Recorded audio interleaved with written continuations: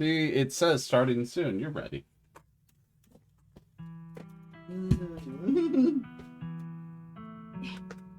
But I'm not ready. I have to pee, and you're sitting in my chair.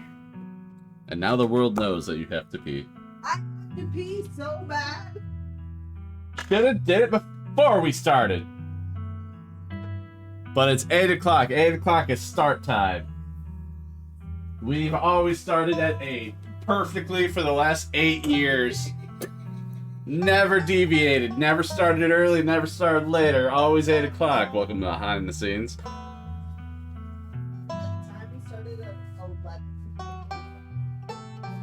What did we stream that day?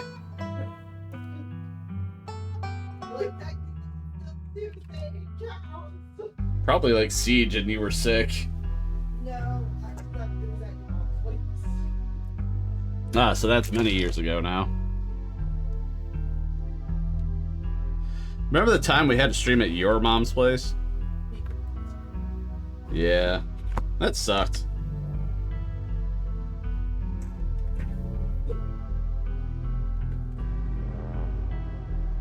Wait, you kept going to my place because it sucked?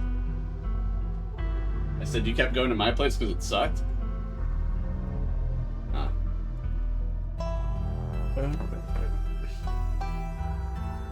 Spud, I'm gonna ruin your game. Huh? Are you playing my level? That's what you get for playing mobile games instead of streaming. Hiya, what up, Night Warrior? See, Night Warrior's here before you.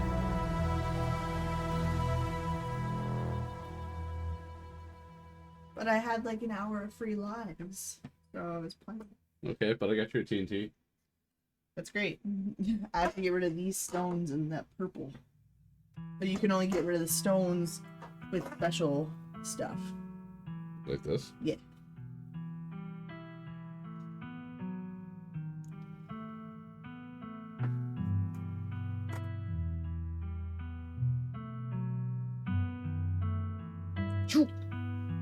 You're welcome. I did that in 3 moves. Okay, but I had put the previous like 10 to 15 moves in. Yeah, well, I was here on stream on time. Also, we don't need this room blaring with the sun god Ra's power. Hey, Spoon has a notebook here. Mindfulness. Oh, I shouldn't be reading these. There's no like actual notes. That's my therapist telling me what like she does and stuff. We took care of Bela for you, Spud. Hell yeah! Oh yeah, we brought you back to life. Bela died. Karma. Night Warrior is now disciple, so are you. I think I revived all the named characters before I beat the game. Nice. Now the only thing I have left to do in that game is beat all the bosses without taking damage. Now let me tell you how that's not ever gonna happen. I would need the most perfect run, and I think I would need like the blunderbuss and the like if I get hit once I die. And I would need the blunderbuss with the crit chance. But anyway, different game, different story. Hey, we're back. We're back with Scarlet Hollow. The final chapter. But not really. But not really. This is the last chapter that the developers have out. They are working on it.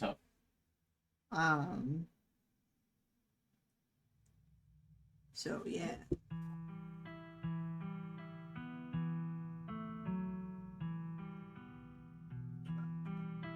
What are you doing?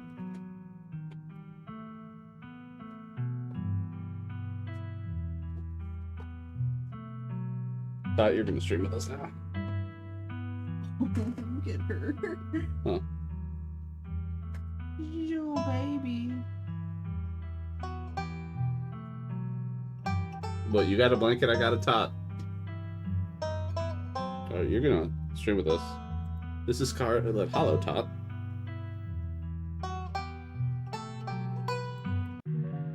Save for the weights. Save.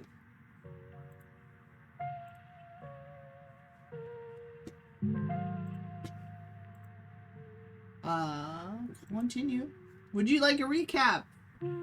Sure. Todd needs to know what happened. The full recap or just episode 3? Up to you.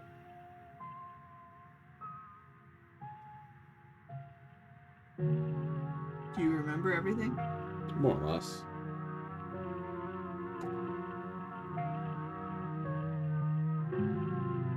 So. Sorry, we have a therapy cat here now. Into that purr.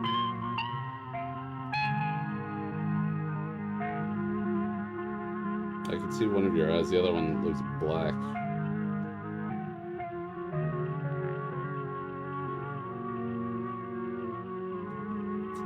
Anyways, let's do just,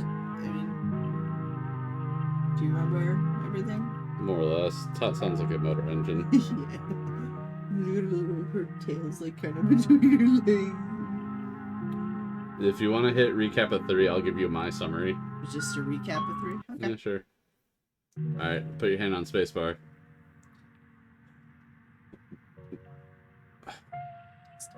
No, I know. Baby boy and mama are together. Mama protecting baby boy. We made friends. Mama being protective. We met the innkeeper. Or not the innkeeper, but the housekeeper. Cleaner. Whatever. She keeps the house. It's called Janie. Our cousin's a piece of shit to her still. Janie doesn't want us to fight. But I think, you know, Tabitha's a bitch. And, oh yeah. Rosalina got her leg chopped. Amputated. Chopped. Now Tabitha wants us to go everywhere with her. But things are spooky and Sybil is kind of shady. Duke has a son. Nimbo. They are, protecting chickens. What? Are you okay? She's asleep. Is she really? Huh? It's because you're warm. That's what I'm saying. Tot loves the warmth. Is this what cat gravity is? Isaac's telling the secret stories of Wayne. But doesn't want to get involved beyond that. We had our opportunity with Stella, but we missed out because I was too big of a dunce and didn't go for it. We met the mayor. I gave him my wet nuts. And he appreciated them, but he didn't want to do anything. 1, because he's a dog, and 2, he wanted the popularity. Can I help you, Swib? We met a pastor dude who seems kind of creepy, but, you know, he could also talk to animals, apparently.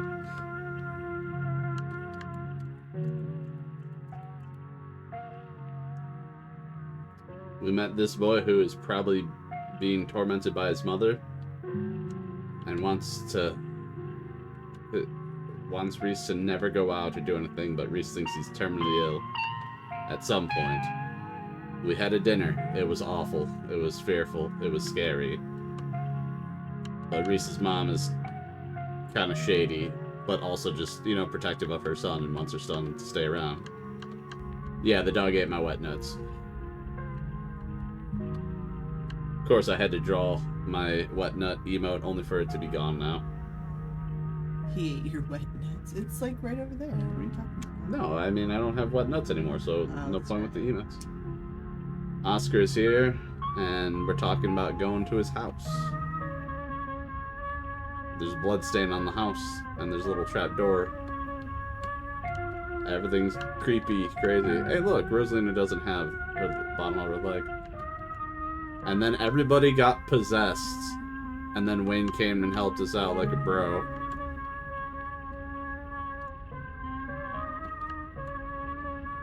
Then we were put on trial for the sins of our ancestors. Then Wayne came and told us, fuck this trial, let's get out of here. And we're like, alright, cool. And we didn't want to give the guy a part of our life. And we just kind of left. And now that house is haunted, Wayne's kind of chilling there. I don't remember him there last time. Yeah. But now everybody's shaking and doesn't know what to do. And Stella left because it got too real. And then Sybil's like, let's chat after you go home, take a nap. Yes, Splode? She's so cute. Do you want to hold her? No. Why? Because she's comfortable in your arms. Look at her. She's asleep. Just like our character. Alright. Here we are. Day 4. Wake up. Alright, Tot, wake up. No, leave her. But my arm's getting tired. You open your... Well. Get used to it, bucko.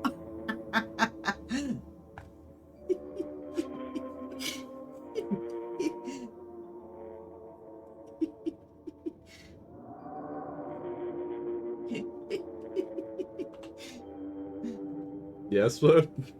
Nothing. Get used to what? Ninja picked up Tot to hold her as a haha joke, and she fell asleep in his arms, and now he's like, my arm is getting tired, and I'm like, well, you can't put her down now. She's asleep. And then I went to lower my arm, and now Tot just sprawled out on my entire, like, waist and body. Morning. Morning, Oh, Tot. nope.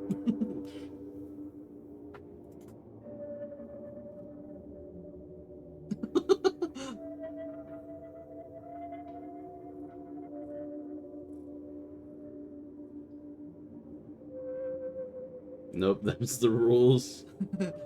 Wasty points, posture checks, stretch. Ninja can't do that. I'll do it for him. Don't worry. Hang on, wait. No pops. I'm sorry. I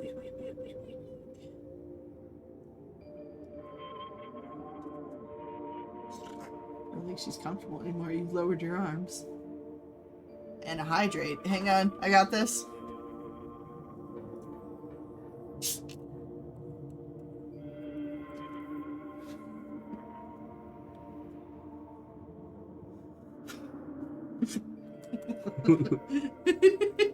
I did those before I knew of Tot's situation. It's okay.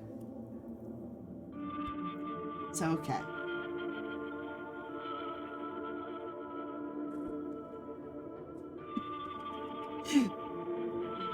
Are you okay, Tot?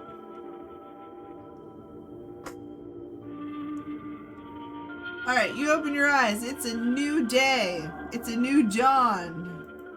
It's a new day. It's a new day. Last night seemed so far away, but you can almost pretend the horrors you witnessed in the annex were nothing but a nightmare, chased away by the harsh morning light. But you know that the fiery spirit of Charles Shaw Jr. yet lingers, locked behind the doors of the town hall, still tied to the earth by its hatred of you and your bloodline. An involuntary shudder runs down your spine, but your thoughts are interrupted by the buzz of your phone on the nightstand. Hope you made it home okay? Haven't heard from Stella since last night. How about you? You check your messages. There's nothing from Stella.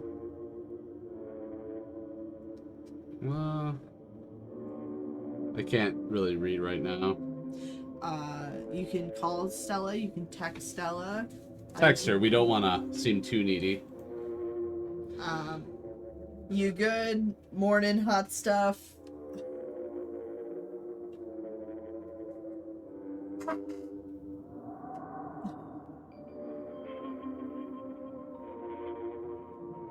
Morning, hot stuff. Hey, I'm kind of worried after you ran off last night. Text me as soon as you get the chance.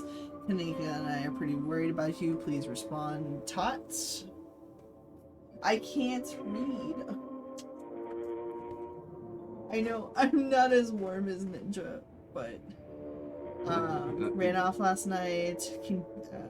How's my favorite cryptid hunter? Hey, send Stella a photo of a nervous puffish. How's my favorite cryptid hunter? You waited for a few silent minutes.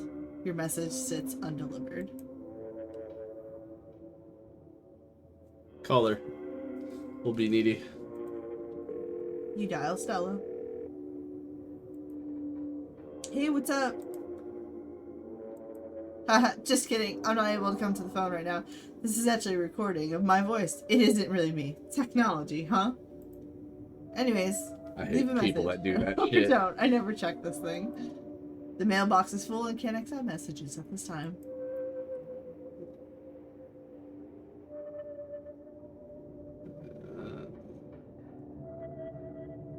I had a rough night.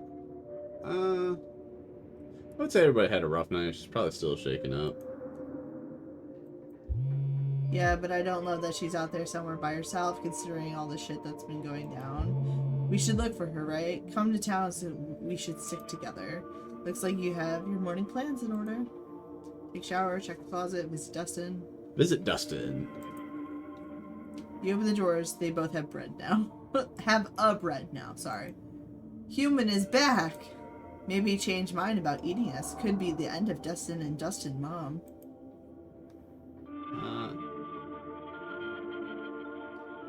I would never eat you. I love you. Is that what you said? Yeah. Dustin Mom know better than to trust when push comes to shove. Survival more important than friendship. Dustin Mom spent too much time outside. It's different inside. There enough bread for everybody here. Now eat, friends. No eat, friends. No need to eat, friends. Dustin still have childhood innocence. Hope Dustin gets to keep that innocence forever. I guess your glass house still has that water. Tried to reclaim Glass House last night, but asshole squatter too big and strong. Dustin Mom stand no chance. Might have to live in Dustin House forever. Human big and strong too, probably more big and strong than asshole squatter. You fight, give Dustin Mom Glass House back. It's freaking death. Fight someone.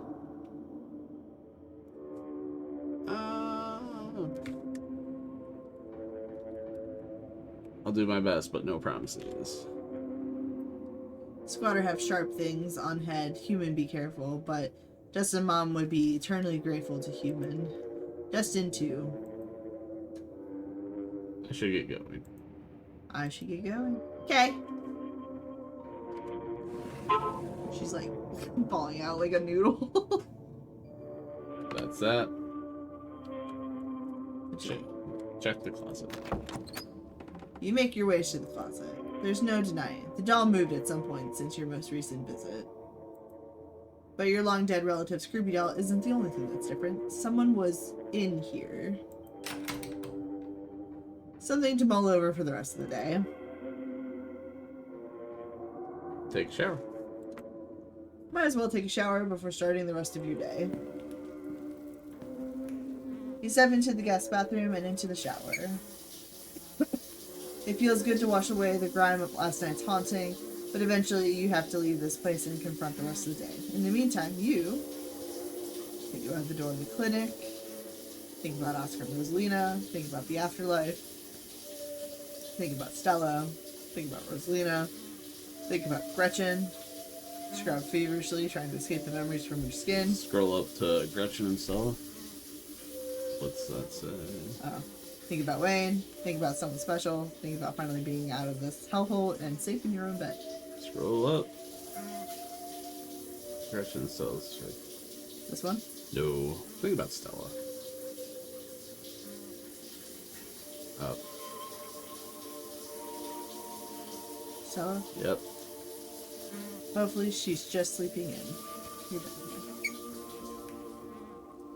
Is there a cat under me? Oh. Yeah. You're done here, turn off the faucet and dry yourself off. You're done here. Head downstairs. It's time to face your cousin. She's not here, but it looks like she left a note on the counter. Had to run. The librarian needed a new house, so I'm giving him the keys to the Maxwell place.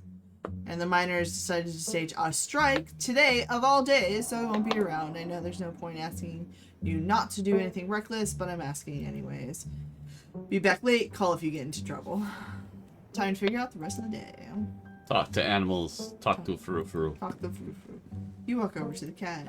Oh, c'est toi. C'est que toi vous maintenant?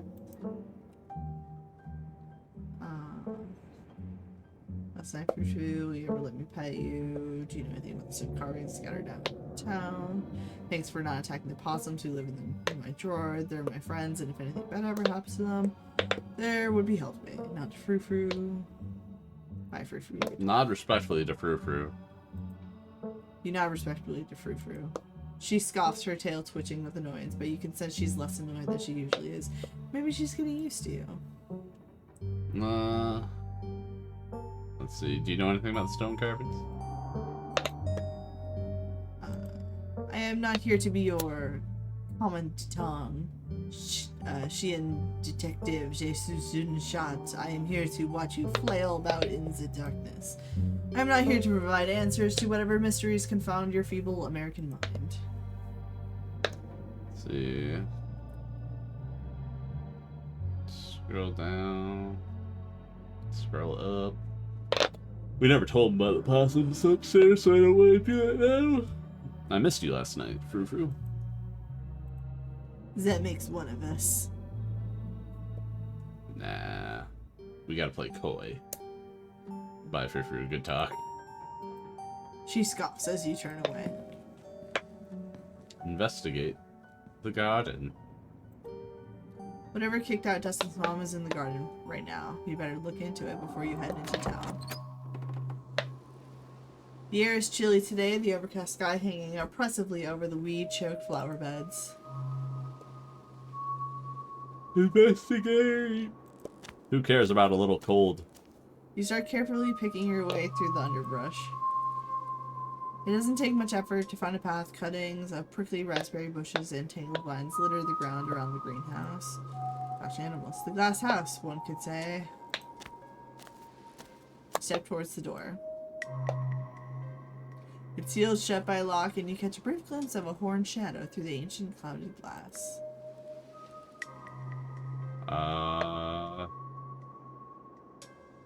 Try to talk to what's ever behind. Yeah. This one? Yeah. Meet Dustin's true enemy. So it's that. Let's pay for that. So we got this one. What's your name, little guy? Goat.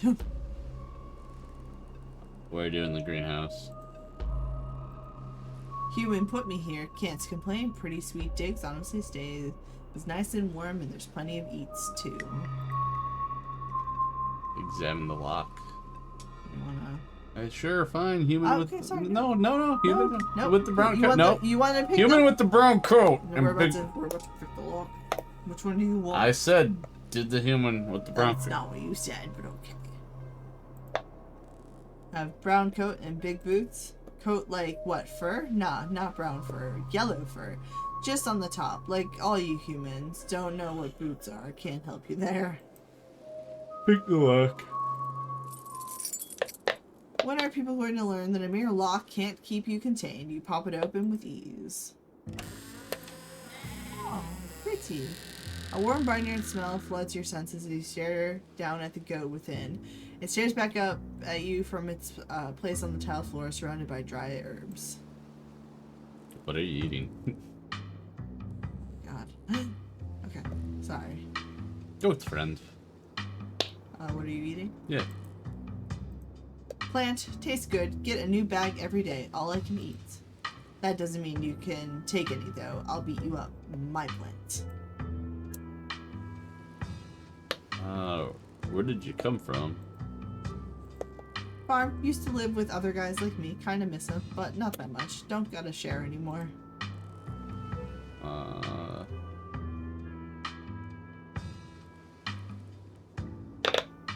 Let's see. Untie the goat. You unclip the rope, tying the goat into the greenhouse. Hey, what do you think you're doing? That's my rope. Put it back. Retie it. Let's see what happens. You reclip the rope. Thank you. I bet you wouldn't like it if someone went into your house and messed with your things, now would you?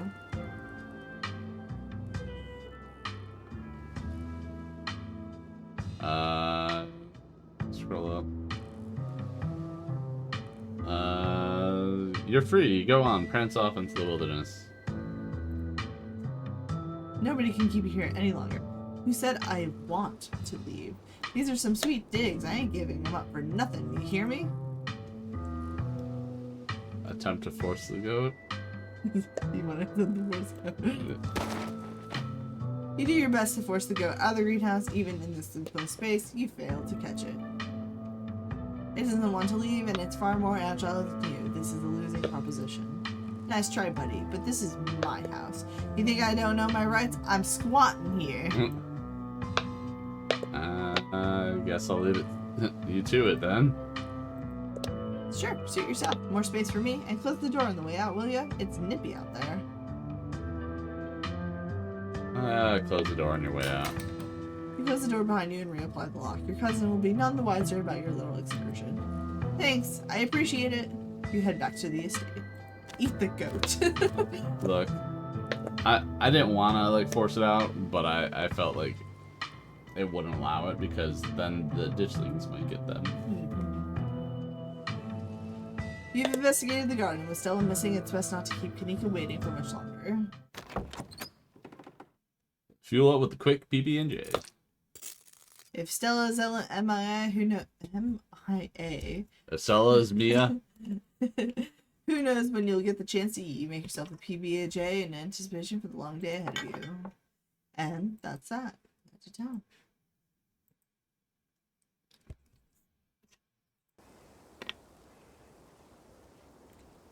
The sun shines through a thin layer of clouds, illuminating the path in a watery gray light.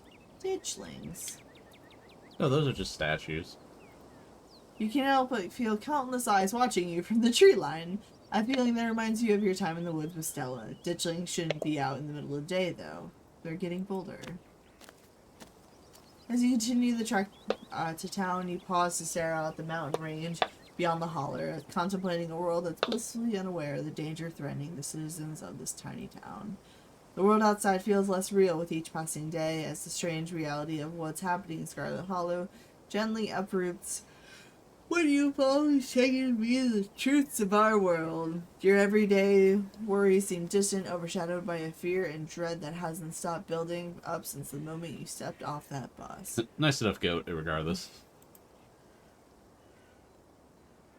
It isn't long until your journey from the estate is over, and you once again find yourself on the main street of Scarlet Hollow. Yo, look, it's a goth chick. Tot, you made it down the hill in one piece, thank God. I didn't realize there were so many of those ditchling things around, or I would have driven up to get you. I can't believe they're outside during the day. It feels wrong. How are you doing?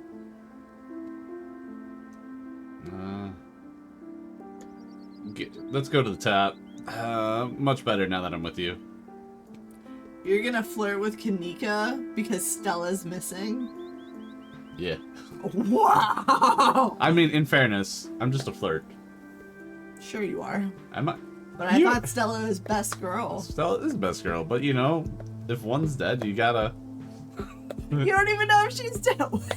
Yeah, wow! Thanks, Sharp. This entire playthrough, you've been like, Stella's best girl. I'm gonna woo her. The day she's missing, you're like, hey, Kanika, you're such a fuckboy. Oh my god.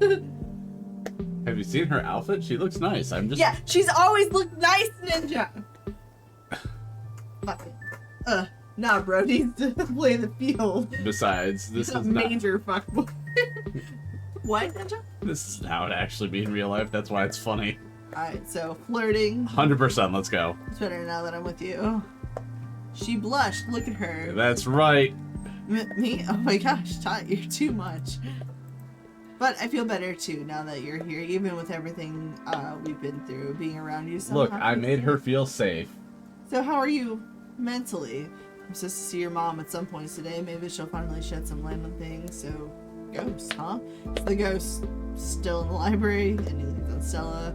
We could always just chill. I'm sure Stella will be fine. Is someone manning the general store while we go look for Stella? I guess we should get started. Say nothing. Scroll up. Just in how I do things, any lead on Stella. I know I just flirted with you, but we need to get back to best girl. Any leads on Stella? I haven't had a chance to talk to anyone else yet, so nope, none so far. She ran north last night, but that doesn't mean she didn't double back. I'm trying not to worry too much. It's possible she's safe somewhere, just not answering her phone, but I also don't want to bet on that. So how are you mentally? That's a great question. My concept of how the world works is being shattered a little more each day, so that's cool. I want you to know you said fuckboy. You called me a fuckboy and I lost a follower. They don't appreciate cheaters around here. I'm not cheating. It's not an actual relationship. Nothing happened. We have to say that, Todd. Is grooming herself. Every day I feel more and more like I need to get out of this town before it swallows me whole, but I also keep feeling like there are too many reasons to stay.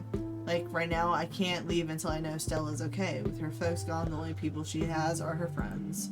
And as her bestie, I can't just let her go running off into the woods to get eaten by a Bigfoot. And my mom is just so chill right now, it's driving me nuts. She just keeps giving me tea and ignoring anything I tell her about the weird stuff that's been going on around town. That's nice, sweetie. Have some tea. I figured if anyone would be interested in magic stuff, it'd be her, but she ends the conversation every time I start talking about it. Sorry, I'm ranting. But thanks so much for asking. That was really thoughtful of you, and it helped to talk about it. If you ever need someone to rant to, I'd be happy to return the favor. That's fine. I already got Stella, though. Yes. Pick your next fucking topic.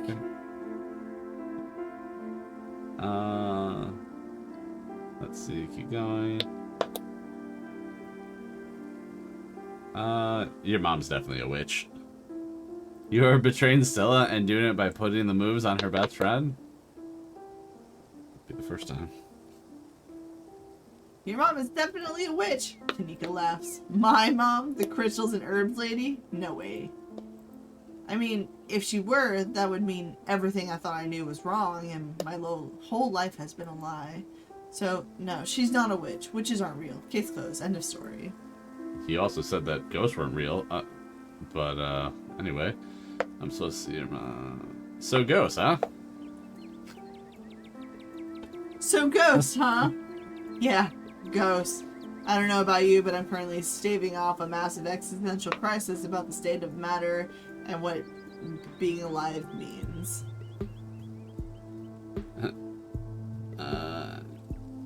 Any idea why Stella is so upset? Being possessed seemed awful, but she's the only one who ran off. I need to know more about my girl Stella. God, you make one flirtatious comment.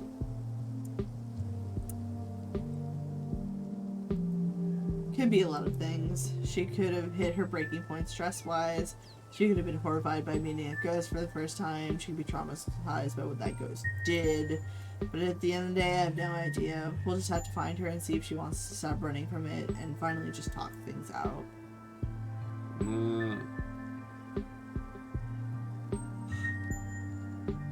That's not good. Okay, keep going. Means ahead and hell, there's an afterlife. I figure out if it's right. Keep going. Go to the top one. This one? I'm still skeptical. There's got to be a better explanation for what happened last night. I think ghosts are real and they hate me personally.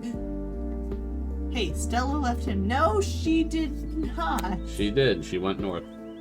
She may have doubled back. We don't know. She didn't message us. We are in a mining town, and the town-wide gas leaks aren't unheard of.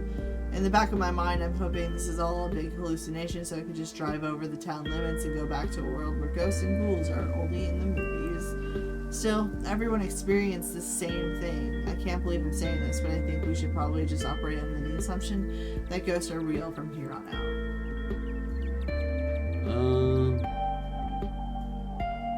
Let's see. Is the ghost still in the library? I have no idea, and I don't think anyone should ever try to get a look, especially not you. Who knows what might happen if that thing so much as catches a whiff of scarlet blood. Is somebody manning the general store? Screw the general store. Mom can deal. I'm supposed to see your mom at some point today. Maybe she'll shed some light. What? Yeah, I mean, it's all explore options, so. I'm not sure what she's planning to tell you today that she couldn't have told all of us last night. Maybe she's going to read your fortune. I should probably stop making fun of her whole new age mystic vibe. A lot's happened in the past couple of days. Still, there'll be plenty of time for tea after we've looked for Stella. I guess we should get started. Yeah, we're burning daylight. Where to first? Stella's house, cops, Oscar and Rosalina, diner, lines, church. I feel like we're gonna end up in the church eventually, but Stella's place. Start from square one. Let's go to Stella's house. Definitely. I probably should have done that before getting you to come all the way down here, but to be honest, I'm scared of wandering off by myself. Just in case I ran into any other horrors from beyond the veil. It'd be great if this turned out to be nothing and she's just asleep in bed.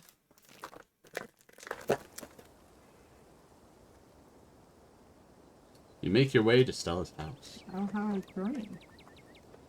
Oh, that sucks.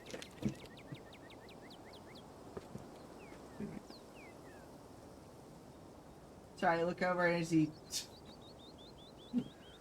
Hi, Todd. Don't mind us. You make your way towards Stella's house. Kanika knocks anxiously on the door. It creaks open.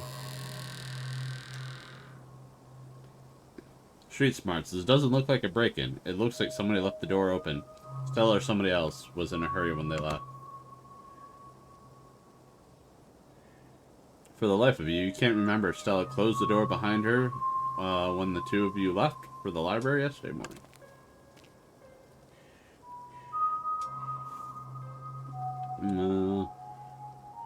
We had breakfast here together yesterday morning, but I can't remember if she closed the door. Yeah, she must have, right? She's dead. Stella died, and it's all my fault.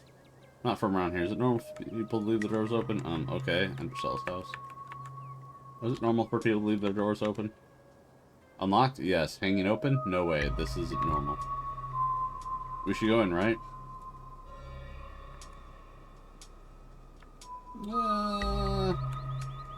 Yeah, we're going.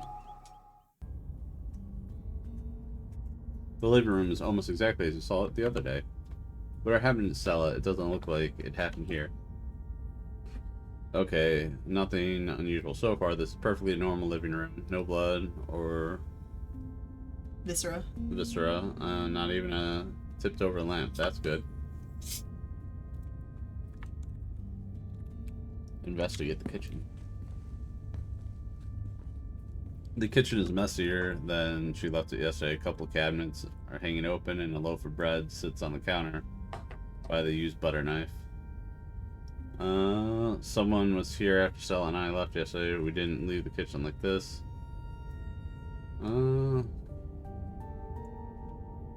Is Stella's kitchen normally this messy? You were here the other day. I don't want Kanika knowing we left her in a car.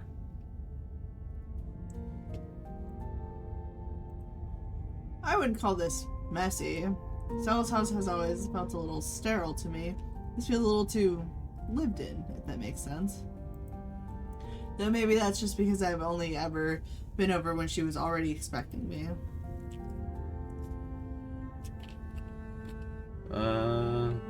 Let's go to Stella's room. You make your way down the hall to what you assume to be Stella's room. She's not here. Though it's a little untidy. Yo, she has a closet, or a drawer in her closet. Anyway. It's the usual sort of untidiness that accumulates when someone doesn't often have guests in their bedroom. There aren't any signs of violence.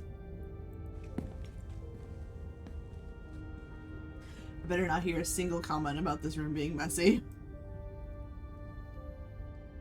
Check her computer. Check her browser history. You go to check Stella's computer. I'm not sure we should be snooping on a computer. Isn't that an invasion of privacy? What if there's clues and we miss it? What if we don't find Stella and it's all because we didn't snoop on her computer? Stella didn't want us to snoop. She should have been gone missing. I don't make the rules. Okay, that's gossip about us. No. Like, I know it's invasion of privacy, but we Do whatever we can to find her.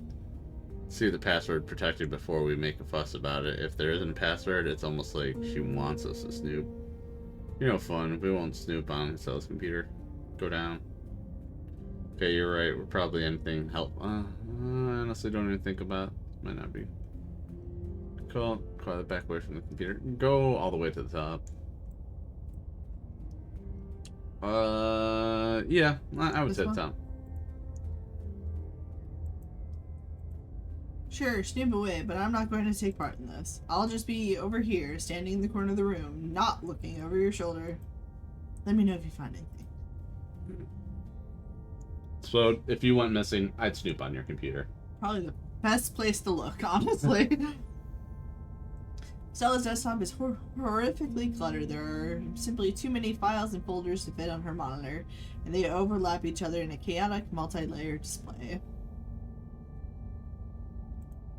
Hey, it's like your computer.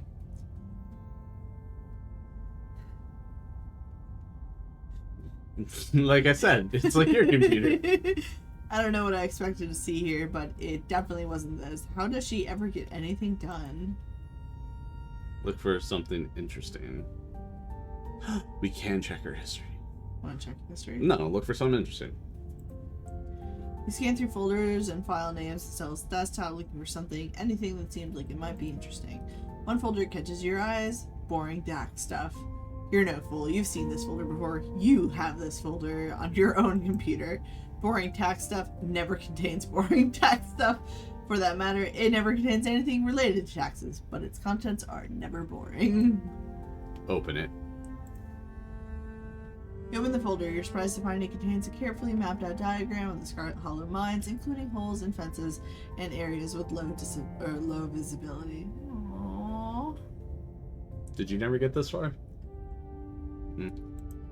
There's also a handful of old photos of Stella and Tabitha together as teenagers. Tabitha wears an uncharacteristic grin and an authentic, joyful smile, and Stella's eyes are somehow brighter, less tired. Both of them seem to be living in a happier time. Did you snoop on her computer? Oh yeah. Except I had Avery with me.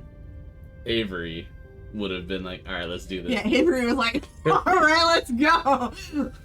Avery was very encouraging in snooping of the computer. Checks on open tabs. You don't want to just go right first? No, just go down. It would take you all day to count the number of open tabs. In Stella's browser, so numerous are her tabs that you can't see a single icon. A sea of rounded, featureless triangles from window's edge to window. Have you ever gotten that bad split? When I've deep dive stuff, yeah. Most recent open tab is a post on Uncle Carl's Bigfoot Farm, a forum for cryptozoology enthusiasts. Sheesh, who does that? The post in question is titled "Something Big is Happening in Scarlet Hollow." It's just like sharp species. Just fucking going for the kill. Hey everyone, was out chasing a skunk ape sighting the other day and I found these weird little guys. My friend's mom says there's something called ditchlings, but I've never heard of them before. Anyone have any good leads? Camera isn't shaky enough. This is totally staged. Clean footage and some sort of cryptid nobody has heard of except for your friend's mom. The only thing I'm seeing when I Google ditchlings is some city in England. Thought you were legit. Guys, since when did high quality footage count as anything other than actual evidence? Those things are terrifying. Since every low budget horror movie started during guerrilla marketing, I smell an ARG. I'm serious, I've got a ton of extra footage. Look at this nest. They've been doing something to the animals in town, and they're apparently some sort of bad omen, like Mothman. Okay, I'm listening. I love me a Mothman. Mothstan. P.S. There is a limit as to how many compressed tabs can be shown. Or so I've heard. I believe you. Lucky you're falling right into her lap. I don't trust YouTubers. They're entertainers, not scientists. Sick. The thread continues into the next day.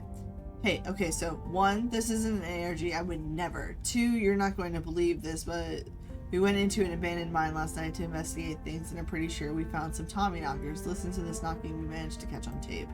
There's a link to an audio file titled Tommyknocker's Real.wav.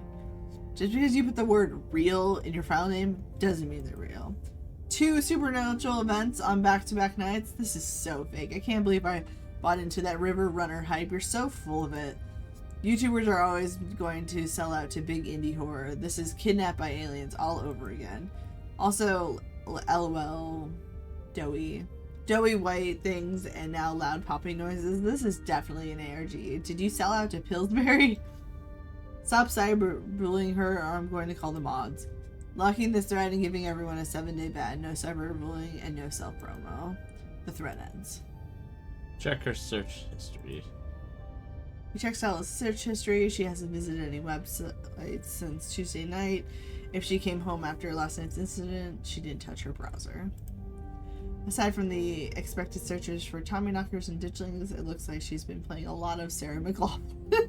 In the arms of an angel, watching grass tonight, 'cause I shot her. You didn't shoot her. Face, But you might as but well. I'm singing as if I was Stella.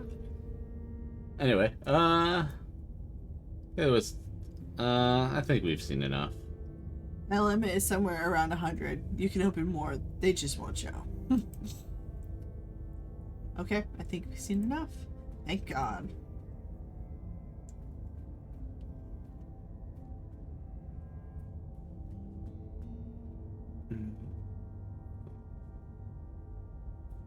Sure looks like a room. Any thoughts?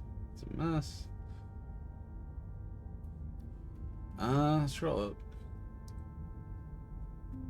up. Sure looks like a room. Any thoughts? Yeah, nothing much to comment on. This is what her room been like for pretty much the entire time I've known her. The only thing that's changed is the computer getting a lot fancier. She still does those corkboard with string things. She loves putting the strings on there. I don't think they actually mean anything, but they're more for decoration anyway. Okay, I don't think we're gonna find much yet. Let's go. Are you just talking about this pinup over here? I mean, hey. Again, so I've heard from a friend's cousin.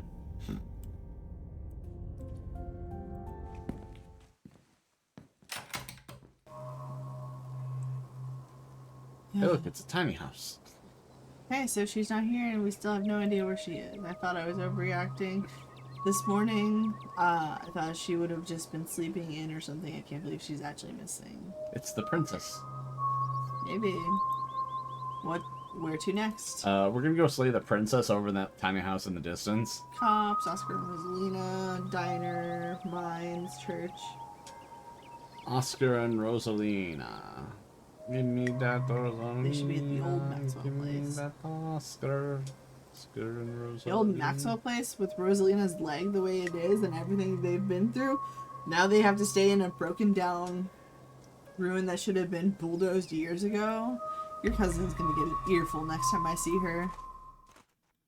Kanika storms off down the road and you follow close behind. You don't get far before the sound of growling and desperate hisses grab your attention. Get away from me, I'm supposed to be an indoor cat. I'm not supposed to see things like you. You don't even talk, you freak! You turn to see a ditchling approach a cornered pixel in the alley. He must have slipped out of the library with everyone else last night. Oh. The ditchling, distracted from its hunt by your arrival, cranes its necks to face you, its eyes settling on you with alien indifference.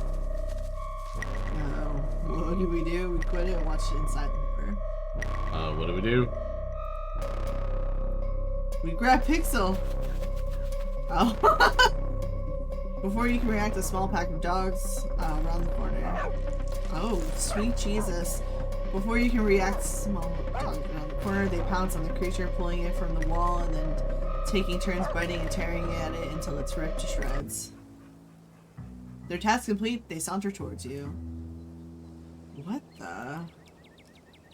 What are Daisy and Scraps doing out here? Are they leading some sort of ditchling hunting dog gang? I lived! Pixel, you got out of the library. Oh, you poor cat. Come here. Pixel cautiously walked towards your group before clambering into your arms. He has a comfortable heft to him. I guess he likes you more than me. I found him last night, terrified and shaking in a bush outside the library. Psst, I wasn't that scared. I've even been helping out.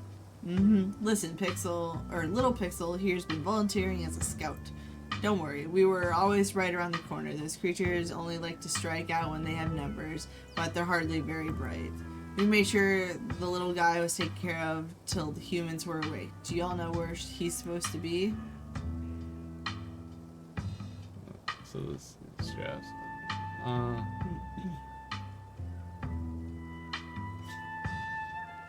First off, we gotta go all the way up to call them good boys. Oh my god, yeah. There's so many. Sorry. Good doggies. Good doggies. Minus the Chihuahua, of course! Fuck the Chihuahua. Thank you, I appreciate the compliment. You call me good dog? Daisy good dog? Daisy's tagging wails excitedly before she regains her composure. sorry, I just love to hear it. So you're all some kind of dog militia or something?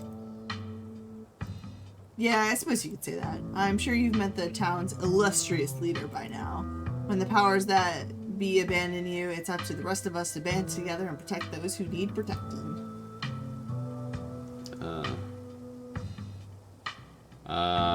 Stella, yeah.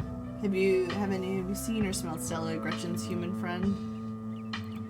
Oh dear, poor Gretchen. We heard about what happened to her. To think those awful creatures could get to a dog whose human cared about her so much. It just goes to show that we've got to look out for ourselves if we're going to survive. If the humans can't save us, we'll have to save ourselves. To answer your question, we did catch a whiff near the library and one near her house. Haven't picked up anything around town since then. Let's hope those creatures haven't already gotten to her.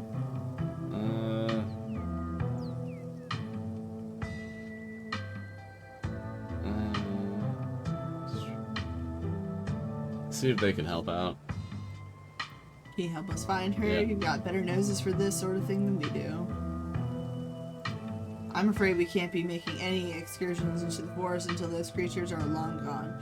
We've lost enough already. We don't need any more of the local pets to go missing. What about Gretchen, Scraps? If her person's in trouble, helping out is the least we can do to honor her memory. Fair enough. We'll see what we can do. We'll keep our noses to the ground and let you know if we find anything. So you're the Scraps I've heard so much about. The one and only. This here is Daisy, and we got a few other concerned locals with us as well, just making sure the cats and dogs of the holler are well cared for, considering recent events. There are more of those things in the woods every day, popping out of the innocent bodies of what used to be dogs like us. He's done us a fine service, but you'd best make sure to keep Pixel inside from here on out. I've got a feeling things are only going to get worse from here. Like to see you try. I was an indoor cat, but now that I got a taste of the outdoors, I will never be satisfied by the indoor life. But maybe I can wait till all the monsters are gone. We'll make sure he gets back to his family.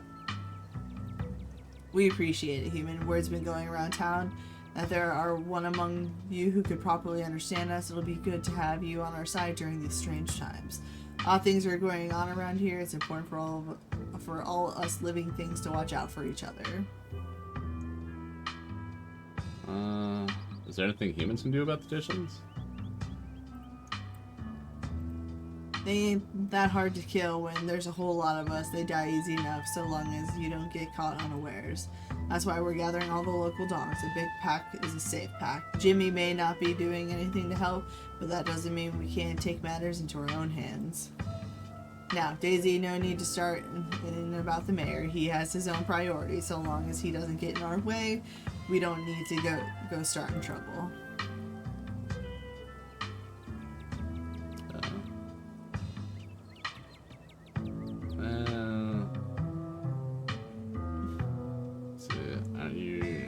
Worried? Yeah, aren't your families worried? We're country dogs. So long as we come home for dinner, most of us aren't missed too much. Speak for yourself. I know my family has been worried sick, but I can't let that get in the way of what's important. Besides, if I went home, they might tie me up, and then I'd be a sitting dog. Let's see.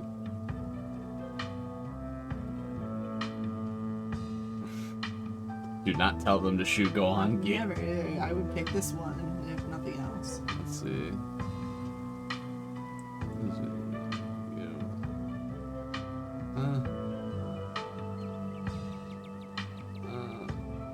Go to the middle one. Screw the dog. Yeah, screw Jimmy. What a joke. One of you should have been mayor. Well, aren't you sweet? Some dogs just ain't fit to lead. It's not his fault the humans of this town flung him so far out of his depths. Shoot. Go on. Get. Look what you did! Just hit X. We best get on our way. Same for us. For the first time that we know of, those things are out during the day, which means the pets of Scarlet Hollow need us now more than ever. Make sure the humans keep an extra careful watch on their furry companions. The band of dogs scampers off. You just had a full-on conversation with those dogs. It is so weird when you do that. And you even convinced them to help us find Stella. Your powers have finally come in handy. Kanika sighs, muttering to herself. Knowing dogs are capable of carrying on an actual conversation is going to make being a veterinarian really all weird. Pixel and Toe, you and your companions continue on to the old Maxwell place. The old Maxwell place, it was clearly once a mid-century modern home and undoubtedly quite stylish for the time, but it's been abandoned for unknown decades and moss and vines choke its exterior, barely concealing cracked walls and dust-clouded glass. Do I get to go around going, do you want cat? I don't know. Hey, where the heck are you taking me? This ain't my house. Before you can approach, the door opens and Oscar heads poke out from the entryway. Hello? Oh, sorry if I started, y'all. The walls here are worn down enough I could hear you coming from a block away. Morning, Oscar. Thank goodness you found Pixel. Rosalina's been beside herself. Oscar's voice is tired. He's had a long night and it shows. His graying face seemingly having aged in the hours since you last saw him. Please, come on in. This is the old Maxwell place. I did not do that. Because I was able to get rid of the ghosts. Bah. They didn't have to move. You're doing really great, Rosalina. Not a lot of kids your age can take shots that well. You're being so brave. You don't have to talk to me like I'm 5. But you are brave. You really are, Rosalina. You're like so badass. Alexis is right. This is more than most people have to deal with in their whole lives. And here you are, taking it like a champ. Before Dr. Kelly continued, Pixel jumps from your arms, bounding across the room and leaving into Rosalina's chest. Pixel, I've been so worried about you. I told you he'd turn up. Dr. Kelly's almost gentle bedside manner vanishes as she turns and glares at you. I see we have visitors. How does she die? Whew. Okay, sorry. How is she, Doc? She can tell us herself. What do you say, Rosalina? How are you? Tired. My leg hurts a lot, but the medicine is helping. It's not so bad now. And what are you not gonna do today? Walk around? Sorry, Dr. Kelly. I should have been better at stopping her. Yo, what up, Shiny? What up, Shiny? I take full responsibility. As her father, I should have. No need for anyone to step in to take blame for anything. It's the hospital's fault for sending her home at all. It's gross negligence, if you ask me. But give it time, then you can do all the running around you want, alright, Rosalina? You just have to make sure you give that leg of yours a chance to heal up a bit first. You want... She can't be doing all the running around that she wants. Eventually, yeah. She doesn't have a foot. Prosthesis. Can they afford that? I don't know. Well, we shouldn't assume that people can afford. That shit's expensive. Even though you could 3D print them nowadays. That's a trick question. Don't answer up. The sky. Aw, thanks for the shout out, Sharp. Airplanes, hands. How's the not dying? How about that? How's this thing called life? Wait, were we rated or? No, Shiny just came in and said that. Okay. I'm good. Too busy making soup to answer. Fair enough. I'm too busy making soup to answer. Grammar. Yes. You don't want any properties to house Reese. Warn Dr. Kelly about the stone carvings and what you felt in the clinic. Sorry again about the library. Like I was trying going on a rescue mission for some of your stuff. What's going to happen to your career now that the library's closed? Go to the top one. How's Reese? Yeah. He's fine. Had a rough night, but he'll recover. He's used to this sort of thing. He just needs a couple of days to get back on his feet. That means no more excitement, not even a movie. Sorry to hear that, Dr. Kelly. But I want to see Shino death blows. I promise chilling Japanese found footage or you get your son some therapy. I don't think it's okay, but if I hang out with him again. I want to hang out with him again. He's so cool. I like to hear from him, not filtered through you. Talk like he's a child. I'll respect the boundaries and not bother either of you anymore. Flirt. Okay, but if I want to hang out with you, I suppose. Are you gonna flirt with Reese's mother? So leave me alone. Don't point out my typos. Who all thinks I should flirt with the mother? She is a doctor.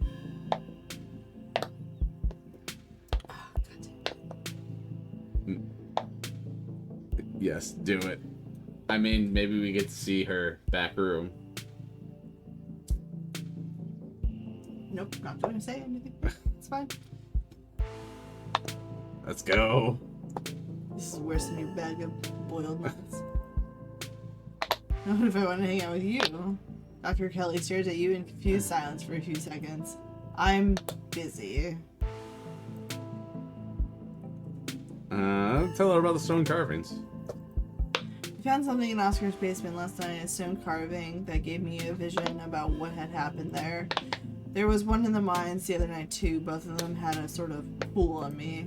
Whatever they are, there's something like that, like them in your clinic. I felt it last night. Street smart. You can feel Dr. Kelly's demeanor shift. She's grown quiet, her gaze piercing and analytical. Back room, gross. Well, in the clinic room, we were drawn to the back door where she has all the medical supplies, apparently. Something awful is going to happen in the clinic, and just something awful happened to us house and at the mines. You ever notice anything weird about the clinic? Mind looking into it? I'm sure there's nothing. Threaten them with the first one.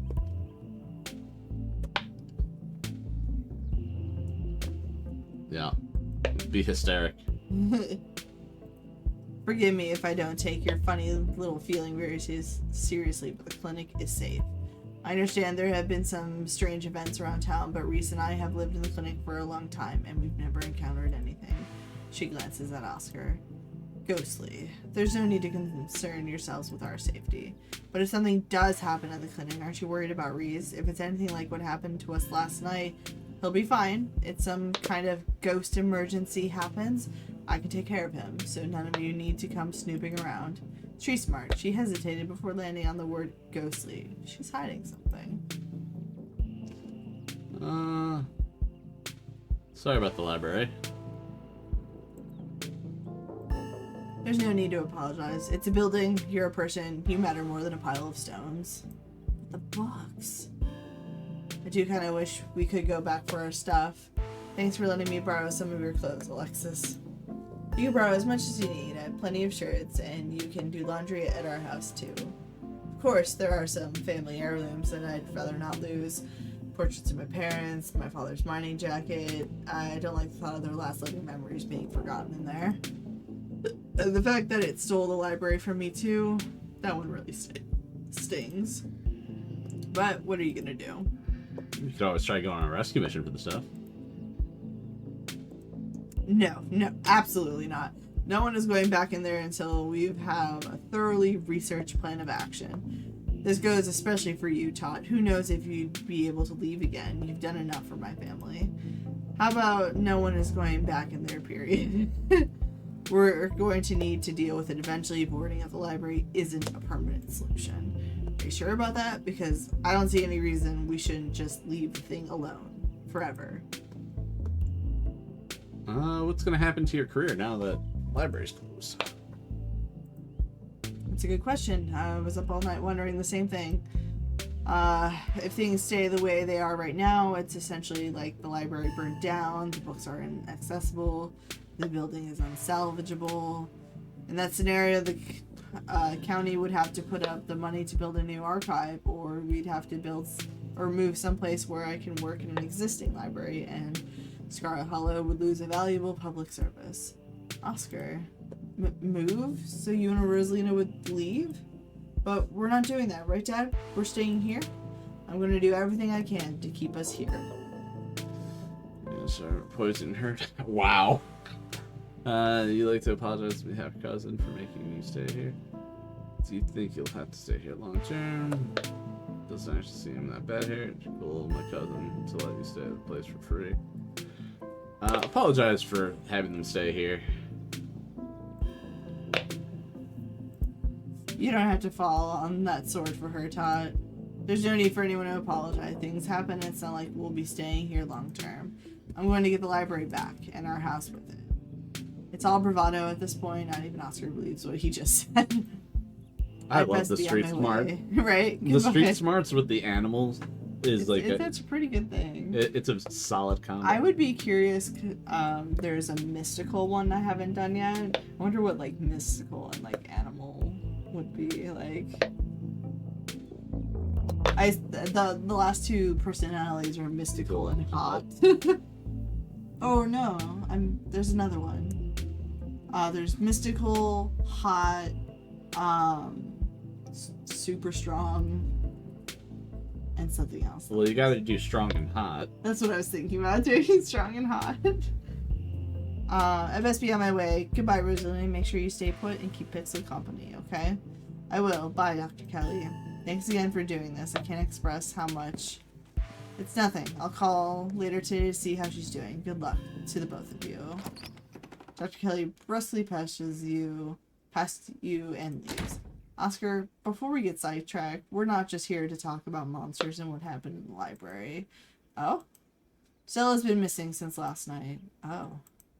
You haven't seen her, right? Not since last night. Now I'm really starting to worry. Sounds like no one in town has seen her. I'm sure she'll be okay, but you should probably get back to looking for her soon. Before you go, though, there is something I wanted to get your thoughts on. Let's step outside. Oscar ushers you to the street. What's up? Is everything okay? Yes, or at least as okay as it can be considering everything that's happened. But I don't exactly feel safe. Strange things are going on in Scarlet Hollow, and I'm tired of running from them. I want to get our house back. You've all been looking into the town's history, correct? I overheard your discussion in the library the other day. Have you been able to find anything that might explain what's going on? I don't think we have too much to go on. I can't help but feel like there must have been some kind of inciting event since everything started getting weird seemingly overnight, but I have no idea where to even start, really. Whatever the cause of this is, there must be some way to put this genie back in the bottle. I'm going to do my best to find out if there have ever been any similar events and whether there's anything special about Scarlet Hollow that might explain what's going on. The town archives are, unfortunately, in the library. Rosalina has been pestering me to make some sort of digital backup for months, but I never get around to it, so online sources is. We'll fill you in on what little we know, so you at least have some place to start. Make sure Pixels inside already might be grabbed by ditchlings.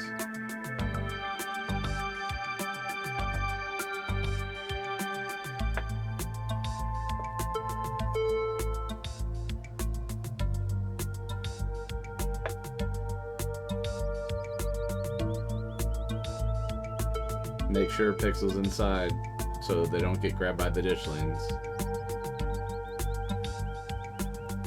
The ditchlings are those things in the woods, right? With those faces? They stand to animals to do some kind of parasitic egg-laying thing, so unless you want one of those things to pop out of Pixel, you better keep him where he's safe. I think some dogs kept him safe, like a gang of dogs. I know it sounds ridiculous, but we saw it with our own eyes. A gang of dogs? I suppose stranger things have happened, this very week in fact, but we'll make sure you stay safe. There's a thing at the clinic I mentioned, that pool. So we Yes. Wish Dr. Kelly were taking this as seriously as she should. Oscar, what did you tell her about last night? She didn't bat an eye at anything Todd said about the supernatural. She mostly just got defensive. Does she know how bad it is?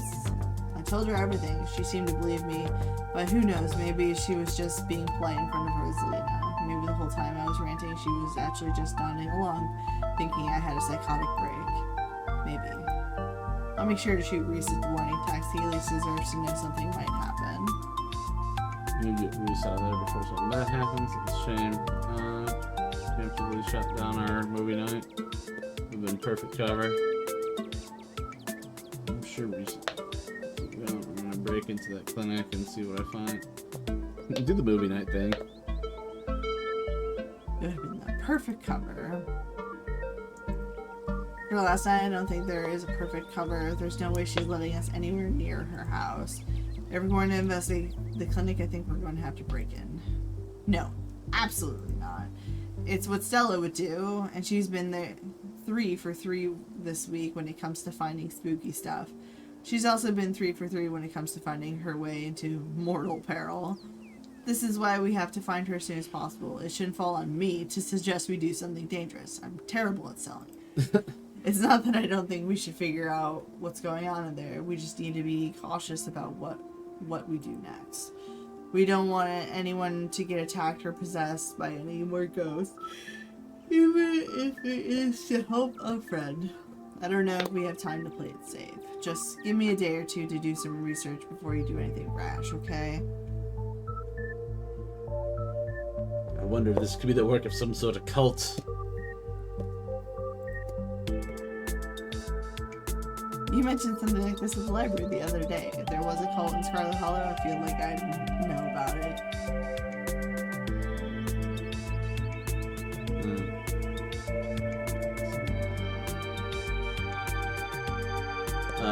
Do you know any local cults? Because then she'll talk about the church and we'll be like, the church! It's always the church. Let's not get all satanic panic just yet. I know it's not looking unlikely at this point, but having lived in this town all my life, I feel like I would know if there was some cult that ran the place. It just seems like the kind of thing that wouldn't be easy to keep secret in a place as small as Scarlet Hollow. I don't even know of any in public record, even in the 70s when cults were a dime a dozen and hippies were flocking to the hills.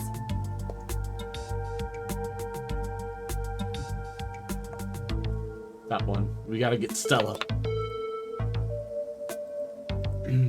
Agreed. We need her brazen energy if we're going to do any serious sleuthing. Let us know what you find. I will. We're going to get the library back and we're going to figure out how to fix whatever's wrong with this town.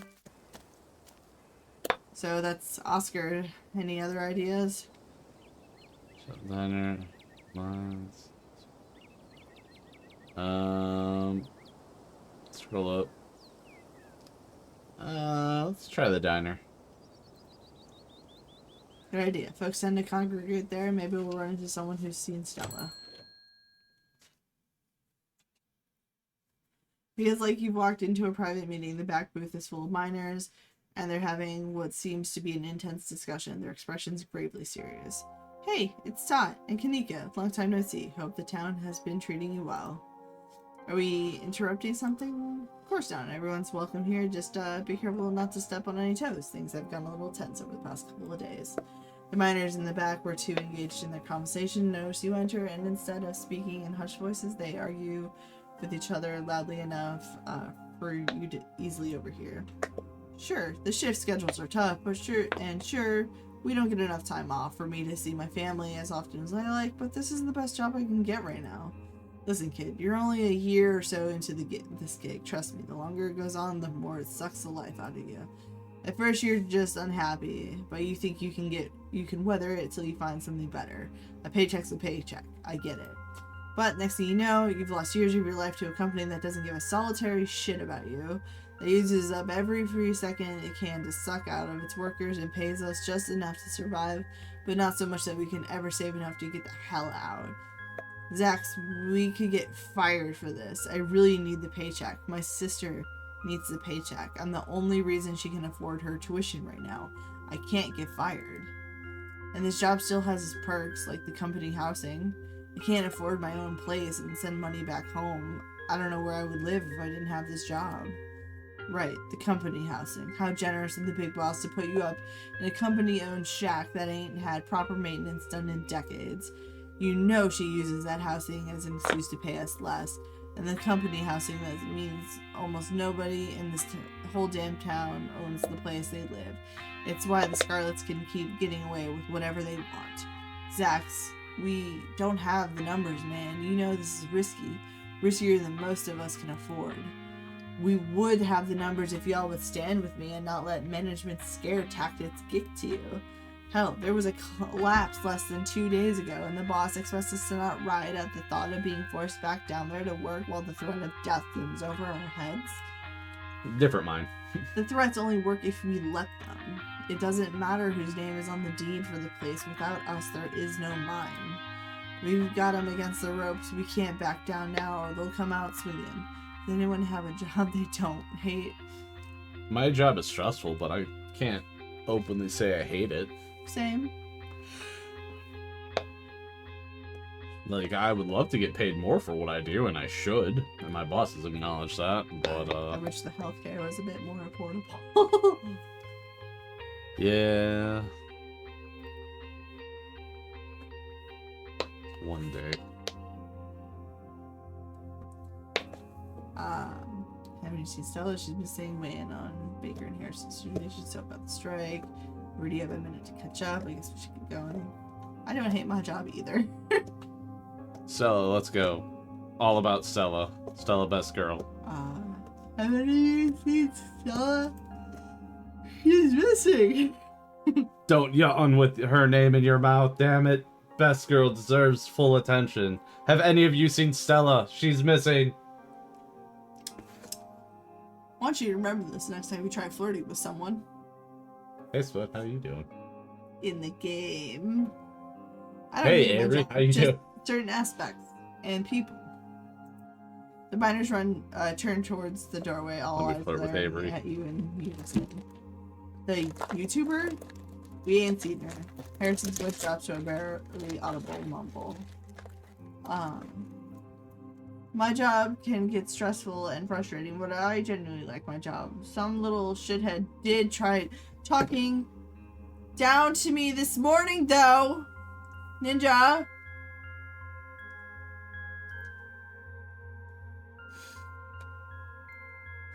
Ninja dropped an Oreo.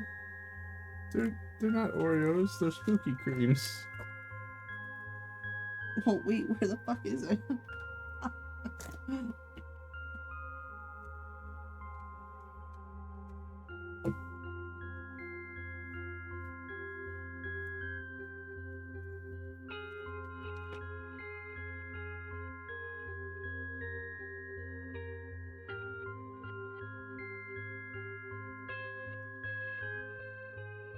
Alright, time to go find a spooky Oreo.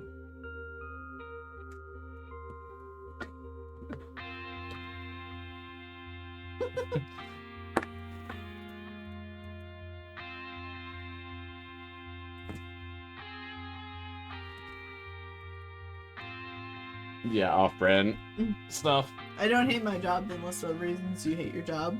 Nothing's perfect. There is no perfect job. Can I be a trophy husband, but first I need to figure out how to become a trophy. I hope she's okay. She hasn't been around, but I'll let you know. If I hear anything...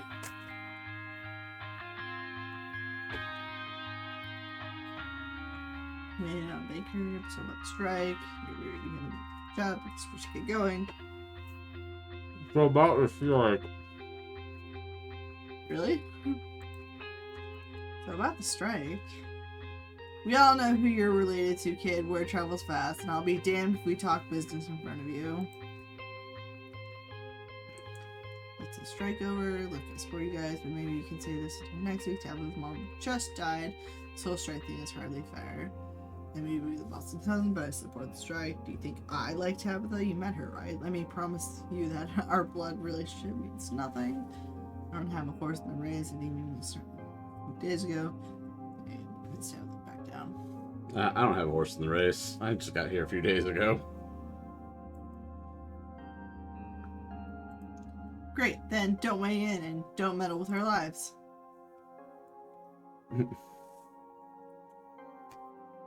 Yeah, just talk to Avery. Catch up? Yeah.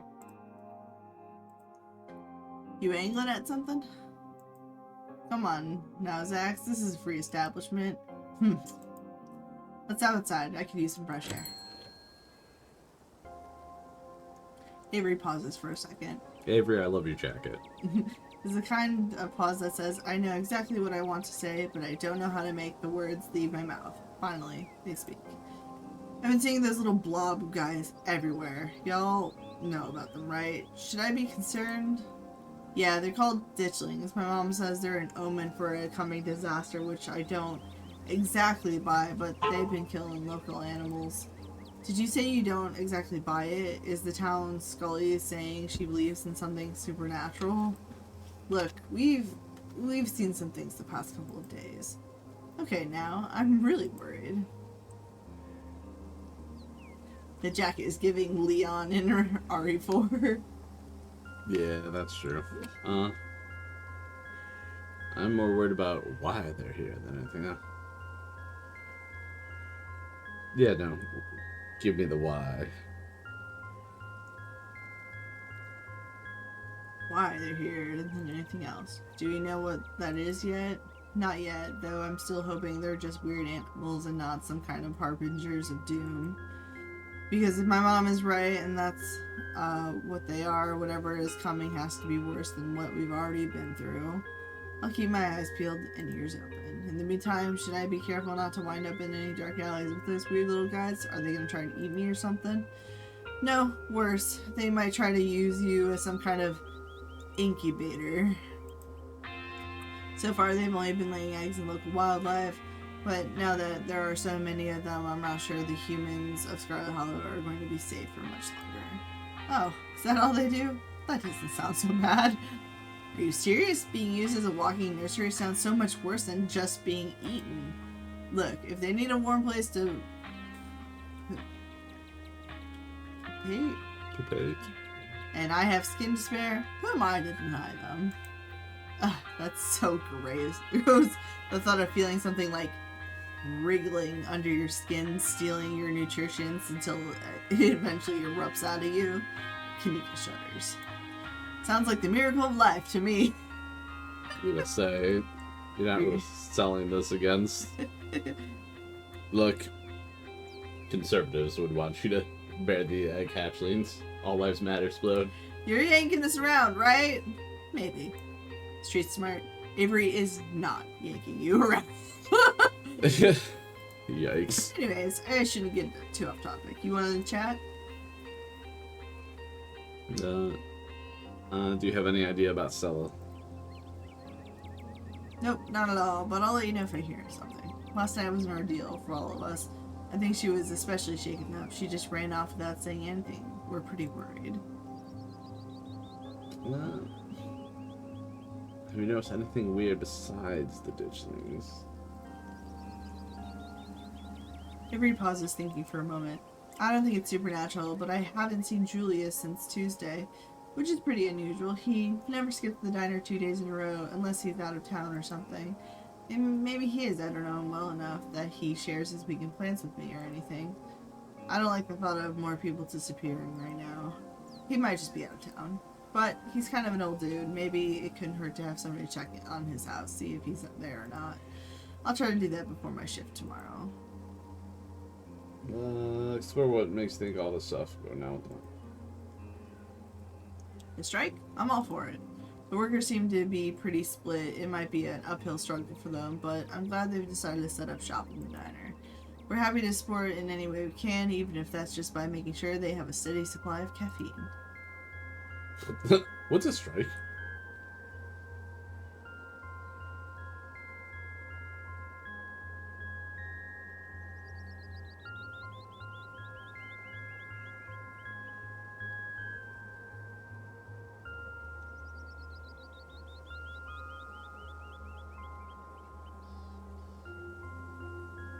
What's a strike?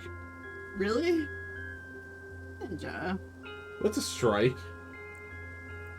Stressful. Explode, I just want information. Didn't you tell me about the strike in the first place? And talk to the workers inside about it?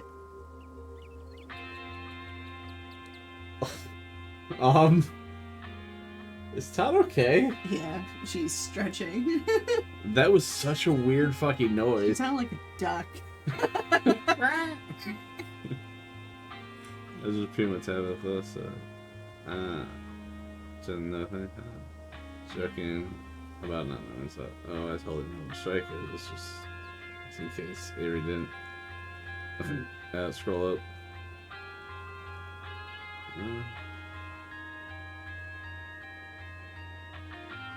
Just remain silent. There's no good response here. Hope the conversation will move on and both of them will forget what you just did. So, strike is when all the workers collectively decide to stop working and protest. They drop a list of demands, and if their boss listens to them, they can negotiate for better treatment. I'm sure Todd knew that already. They were probably just pulling your leg. Avery gives you a subtle wink. They know you don't know, but Kanika doesn't have to know you don't know. Well, air folks out. It shouldn't be that hard to make everyone happy. Well, what if she can't meet the demands? What happens to the town? Tabitha's been playing you like a fiddle, hasn't she? There's no way the mines are doing that badly. I don't know. Todd's probably got a point. The Scarlet estate's big, but it's not exactly like Tabitha's living in luxury, right? She's probably back to Yeah. Totally. I'm sure you're both antsy to get back to looking for Stella. I won't keep you. Avery heads back inside, and you and Kanika return to Main Street to plan her next move. Still no sign of Stella. Cops, mines, church, or tea. Let's do the church. We should check out the church. What, do you think Stella decided to get religious all of a sudden? Pastor can also talk to animals. I'm gonna speak with him.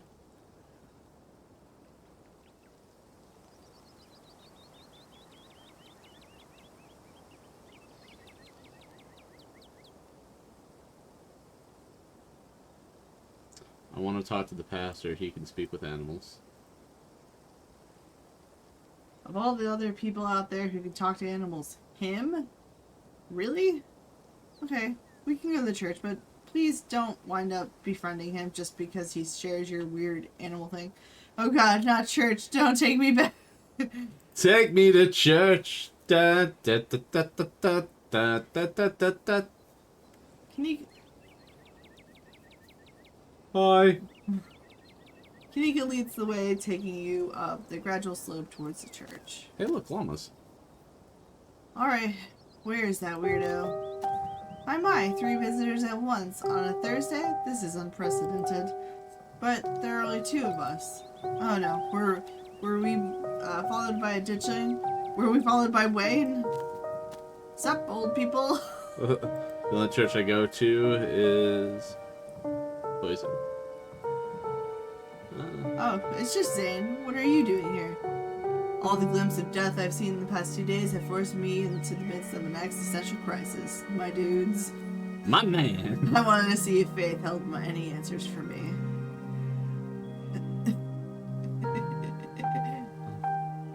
Alas, I have not yet found the solace I seek.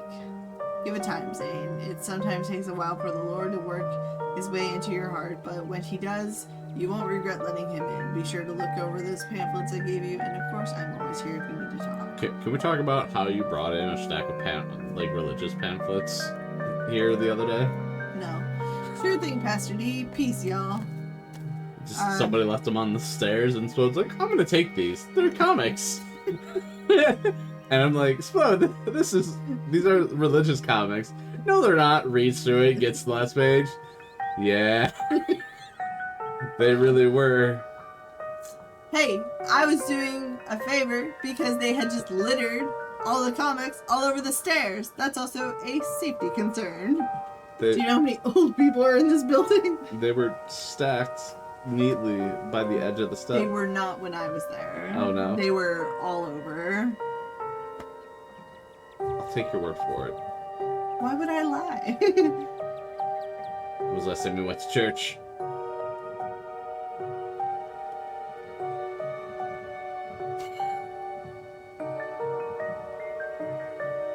I don't recall.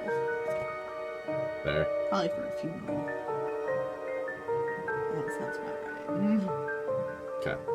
So, anyway. Anyways, we're looking for Stella. She wandered off last night and no one has seen her since. We started to get pretty worried. We hope maybe you or Janie had seen her. I can't speak for Janie, but I'm afraid I've seen neither hide nor hair of Stella.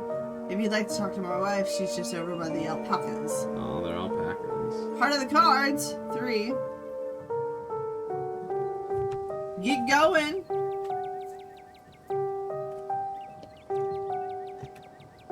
I'll be back. Okay, that's just the... Uh-huh.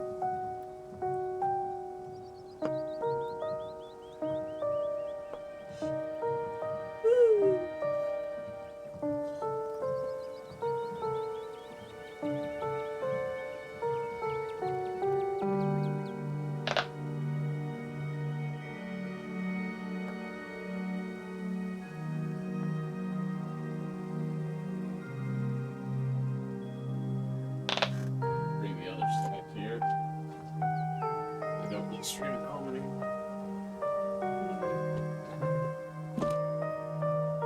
Tree? Which one's tree? I want to pick the card. She wants to pick, she wants to pick. She wants to pick the card.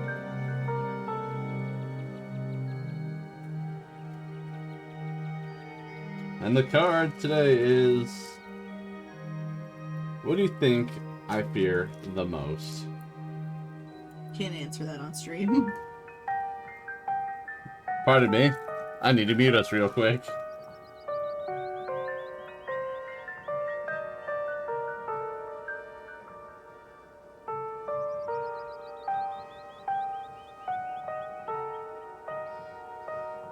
It's a real answer. Yours is a real answer. All right. What do you think I fear the most? No, you should answer it on stream. I cannot. We legally Oh, no, cannot. no. It's okay. No, I got this. Ready? It's commitment. Fair. What do you think my biggest fear is, Ninja? Being successful. Wow. What makes you say that? That wasn't part of the question. Anyways, she's over by the alpacas. Though Todd, I was hoping we might be able to talk in private. What do you have to say to them that you can't say in front of me? Please, if you wouldn't mind, this is a personal matter. Personal for whom? I'd rather folks not pry on this. You know how rumors get started.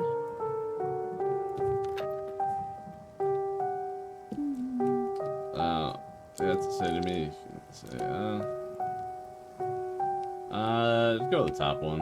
It's okay. Have to talk to him. If you're sure, I guess I'll leave you to it while I check in with Janie. I'll be right over there by the fence that's conveniently in your line of sight, okay? Kanika heads off towards Janie and the alpacas, leaving you alone with the nervous pastor. I'm so glad you came. I've never met anyone else who could hear them. You have no idea how long I thought I must have had some kind of insanity. I even thought at one point that it must have been the Lord himself talking to me through them. But they never had anything very insightful to say, so I was disavowed of that pretty early on.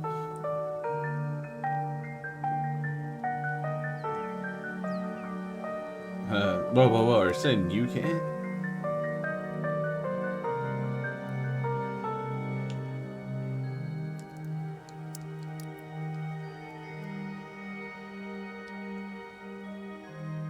Yeah. Okay. But I thought I was the only one. I guess the two of us are just kindred spirits. Are we sure you're actually talking at him? We're... Yeah, that's fair. But we've been talking to animals. Oh. It could be insane. Now that I know that there are at least two of us, I have no doubt. There have definitely been times in my life when I thought I might just be insane, but it's so consistent and I've never exhibited any other signs of insanity. In my most doubting moments, I have considered the possibility that other entities may be using the animals to confuse my faith, but besides a particularly vicious hamster I had growing up, the most an animal has ever tried to convince me to do is give them more food. So I somehow doubt they're puppets for some otherworldly evil, unless that otherworldly evil wants me to overfeed my pets. Have you ever met Frou Frou, Gretchen, or Pixie? Of course I have, but I learned early on in life not to let on that I have this gift, at least while other humans are around, so I haven't spoken with them. Though I get the feeling Frou Frou wouldn't talk to me even if she knew I could understand her. Stella's missing and you're flirting with a married weirdo. Who's next? I mean, I do flirt with married men all the time. I've tried to befriend the alpacas when no one else is around, emphasis on tried. They're surprisingly cliquey. Besides that, I try to maintain a low profile, only chatting with the wildlife when I'm sure no one is looking. Is your gift why you got into church? It's hard to say. I was raised Baptist by two loving parents and was always interested in religion, but I've also always known about my talent, so I don't know what came first. If anything, though, I'd say I'm religious in spite of the gift. It hasn't exactly been easy to square this with a lot of the religious education I've had. Watch it, Ninja. For instance, a lot of religious leaders will tell you that only humans have souls. Well, you and I both know that's not true, though I suppose that gets into a whole different conversation about what exactly a soul is. But those are conversations that I am glad to leave to the scholars. I'm just a simple small-town pastor. I don't need to ask the big questions anymore. I just have to help people through their daily lives. You know, if I took away his face, he'd be an interesting fellow, but I don't trust his face.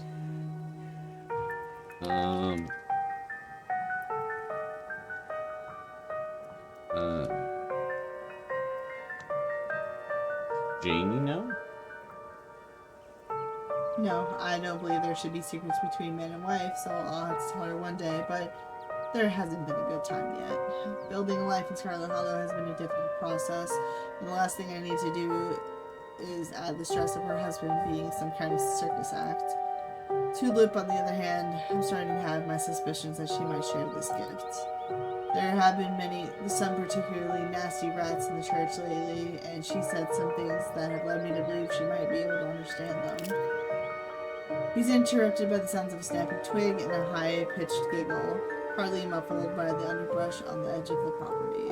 Tulip, come out of there. You know you're not supposed to play in the woods. Tulip glances back into the woods, quiet as she hesitates. Tulip, are you going to be good? Are we going to skip story time tonight? I'll be good. You don't have to skip story time. I won't go into the woods, I promise. I know you won't, Tulip, because you know it's too dangerous for little girls in there. Why don't you go help Mama with the alpacas? It's just about time they got fed. You can give them hay. Tulip smiles proudly, seemingly excited by the process, and hurries off. Sorry, I had to have a firm parenting moment just then. She's been trying to run off into those woods a lot lately, and it's really dangerous even for adults. There's this massive trash dump not too far past the trees, but it must be at least 50 years old, so it's all grown over and looks like it's part of the landscape. But if you accidentally walk on it, you might just find yourself falling into a hip, deep mound of rusty cans of broken glass. Oh, Tetanus Lake? Stella told me about that. You know, the person I'm here to try and find? Tetanus Lake? That's an accurate name. I wonder if Tulip would stay away if I started calling it that, or if it would only make it sound more alluring. What? How about this trash zone? Are we talking? Yeah, that's that. Maybe if you had construction equipment and a team of professionals. It's a big area, and I have no idea how deep it goes. In the meantime, I'm sure just making sure Tulip knows not to go. Something about the church rats? Ah, yes, the rats. So you and I used to, the sort of chatter we hear from wildlife, it's usually nothing that needs to be paid attention to. But these rats, there's something so sinister about them.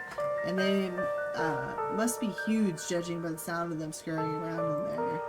Tulip had never shown evidence of the ability before. She's never responded to the alpacas or engaged in conversations with birds. In retrospect, she could have been hiding it the way I did growing up. Because I know she's been talking to the rats. She calls them her friends, has been drawing all these pictures of them. Really ghastly things. I've tried to bring it up with her, but she just gets this little smile and doesn't say a word, like it's her fun little secret. It's all innocent enough in the grand scheme of things, but I'm pretty sure they also live out in that trash heap, and ever since she started talking about her friends, she's been trying to sneak out there. I'm concerned she's going to get hurt or catch some kind of disease. What have they been saying? They like to try and goad me into crying or becoming depressed. They watch me through unseen holes and make fun of me and try to figure out how to press my buttons. It's annoying, but easy enough to block out, especially when I'm praying. I don't think they're a good influence on Tulip, though. She's gotten quiet and secretive ever since she started talking to them. I hate to think what they say to her when I'm not around here. Have you actually seen them? No, but I don't need to. I lived in a dorm that had rats once, so you never see them, but the church has all the signs of an infestation, and there's no mistaking the sound of little creatures stampeding through walls. I've left out some humane rat traps, but they're too smart for them. All it's done is waste peanut butter. And I caught a possum in one, poor thing. Possums are never very bright, but at least he got a nice big peanut butter out of the ordeal. Are you sure they're rats? I think so. Pastor shifts uncomfortably for a moment. I hope so. Has Janie heard them? She's not in the church very often. She's usually in town doing her jobs until late, and we spend our evenings in the house. It's just me and Tulip all day long. Janie knows Tulips has made some strange little friends, but thinks it's an imagination game. I was hoping I'd sort out the rats issue before she could get suspicious, but they're persistent, so I may have to hire an exterminator if I can get the money for one. I hope it doesn't have to come to that. Sorry, Bowser scared me. Bowser? I just looked, I'm like, that's not Tot's face. No. Tot's up there. It's up there. Tot made another weird noise, but...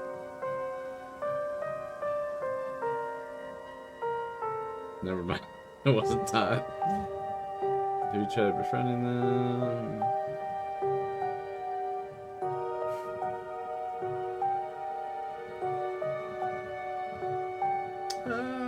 Have you tried befriending them? I can't say I'm interested. They don't seem like they'd be very good friends, and I don't usually use strong language like this, but I hate rats.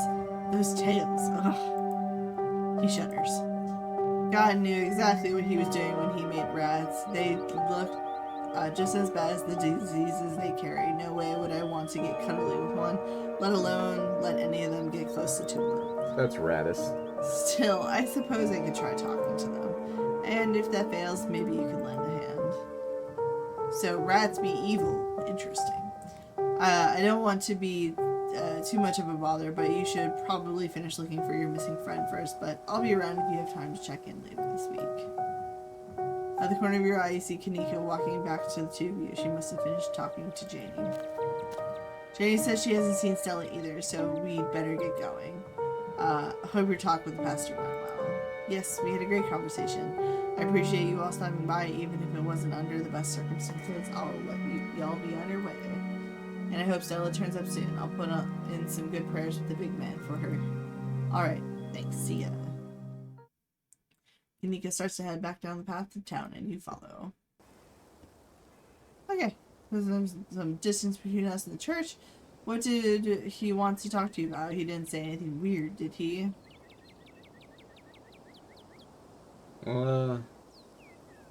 Shared gift. I'll get Right, your weird animals thing. Still can't believe that all the people in the world you could have shared that ability with, you wound up stuck with Pastor Daniel. Let's not get too distracted until we find Stella, though. Where to next?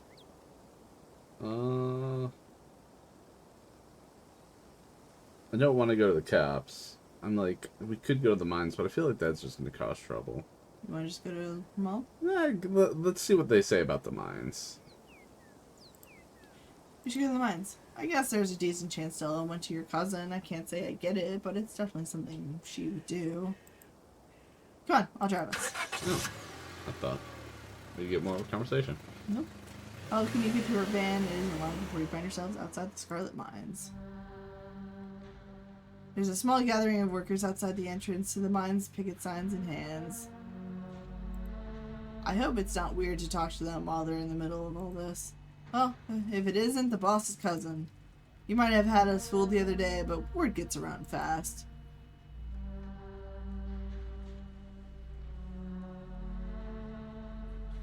Have you seen Scarlet? She's missing. The YouTuber? She's the one on all the banned foreign property posters, right? We haven't seen her, and we've been out here all day, so we know if she'd come by. We'll make sure to keep an eye out. Wait, scroll up. Oh. Go for the top one. Hello and well met, fellow fish. What goes on here? The miners stare at you. Don't be cute with us. You know we're striking.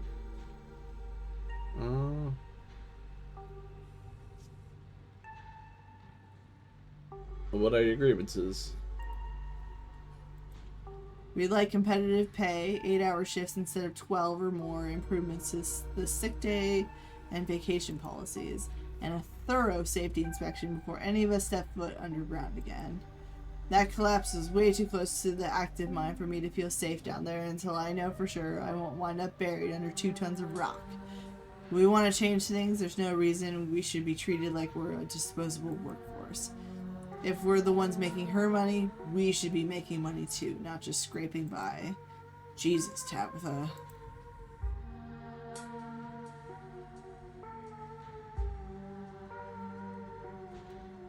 We'll go back up. Whoops. So look at these thoughts of my cousin, and you have to pass along your commands. You agree. Good, Tabitha. Wait, scroll up. Is it coming? Poor Tabitha. Tough week. Behind.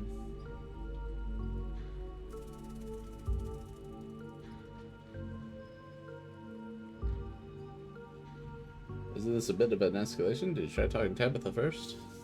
Oh? Yeah. Someone's getting fired. What do you know about what we've already tried? You ain't from around here, and you sure as hell don't know what it's like working down in those mines. We knew talking would get us nowhere. The most it would do is get people fired. It's happened before. This is the best way for us to send our message by not making her any more money until she has to listen. Tot, you of all people should know how talking to Tabitha goes. She's a brick wall. An angry brick wall.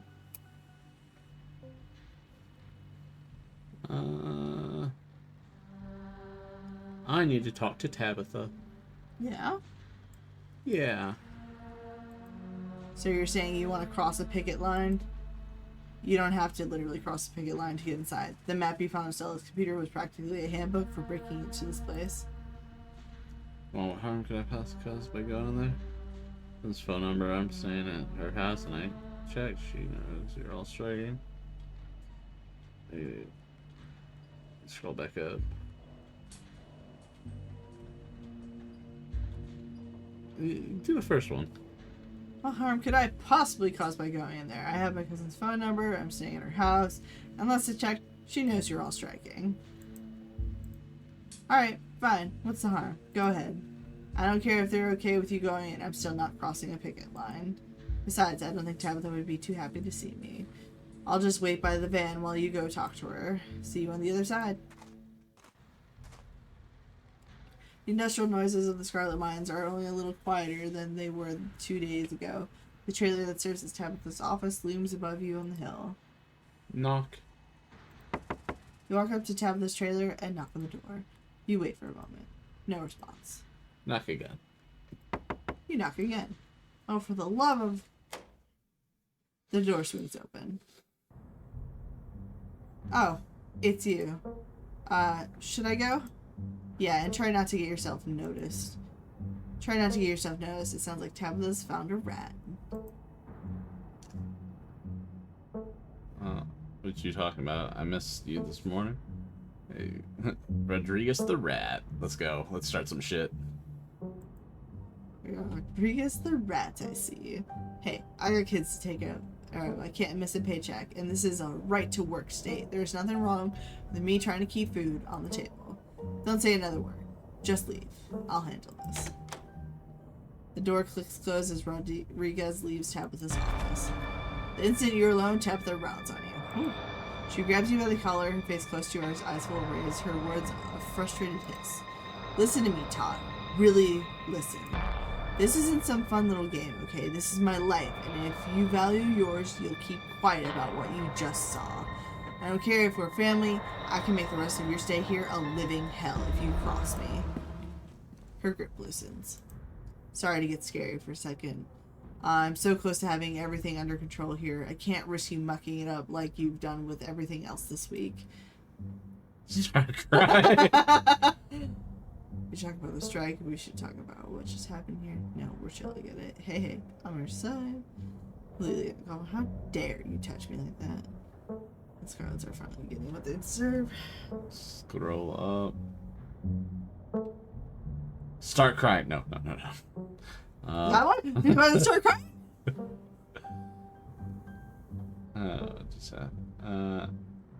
We should talk about the strike and what just happened here, because fuck you. No, we should. End of conversation. What did you come up here to talk about anyways? Just to say you wanted to bother me on the worst possible day to be bothered? Sal's missing. Have you seen her? She's missing? Tabitha's quiet for a moment. I'm sure she'll turn up, but I'll see if I can get a hold of her. Don't think looking for my missing acquaintance gives you a pass to do anything dangerous. You're forbidden from doing risky things, even if for what you might think is a good reason. Look, I know I don't have to do it. What's going on right now? It's more trouble. Do whatever it takes for it. I think I'm judged risky or whatnot. Last night was supposed to be a cakewalk. You know I do what I want. Remain silent. You say nothing. At least you're not lying. I can't wait to find out what ridiculous situation you wind up in today. I want to see how you were doing with the strike, your mom, everything. Let's really talk. Yeah, do that one. She'll be like, fuck you, but... Did you really think I'd want to have some kind of heart-to-heart right now? Sorry, Todd, but I have a lot of work to do. Save your probing questions for some other time, or never. I don't care which.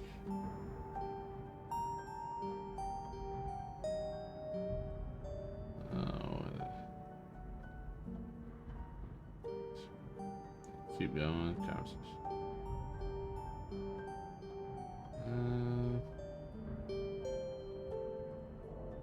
Go all the way back up. Just like, if not now, then when? I'm only here. Says the person who ran off yesterday instead of spending time together. If connecting with me is what you really want, you're doing a bad job at it. Alright, bitch.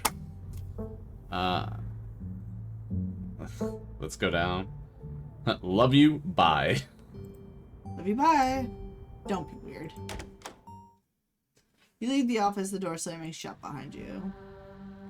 You find Kanika waiting for you outside. You don't look like you found any new leads.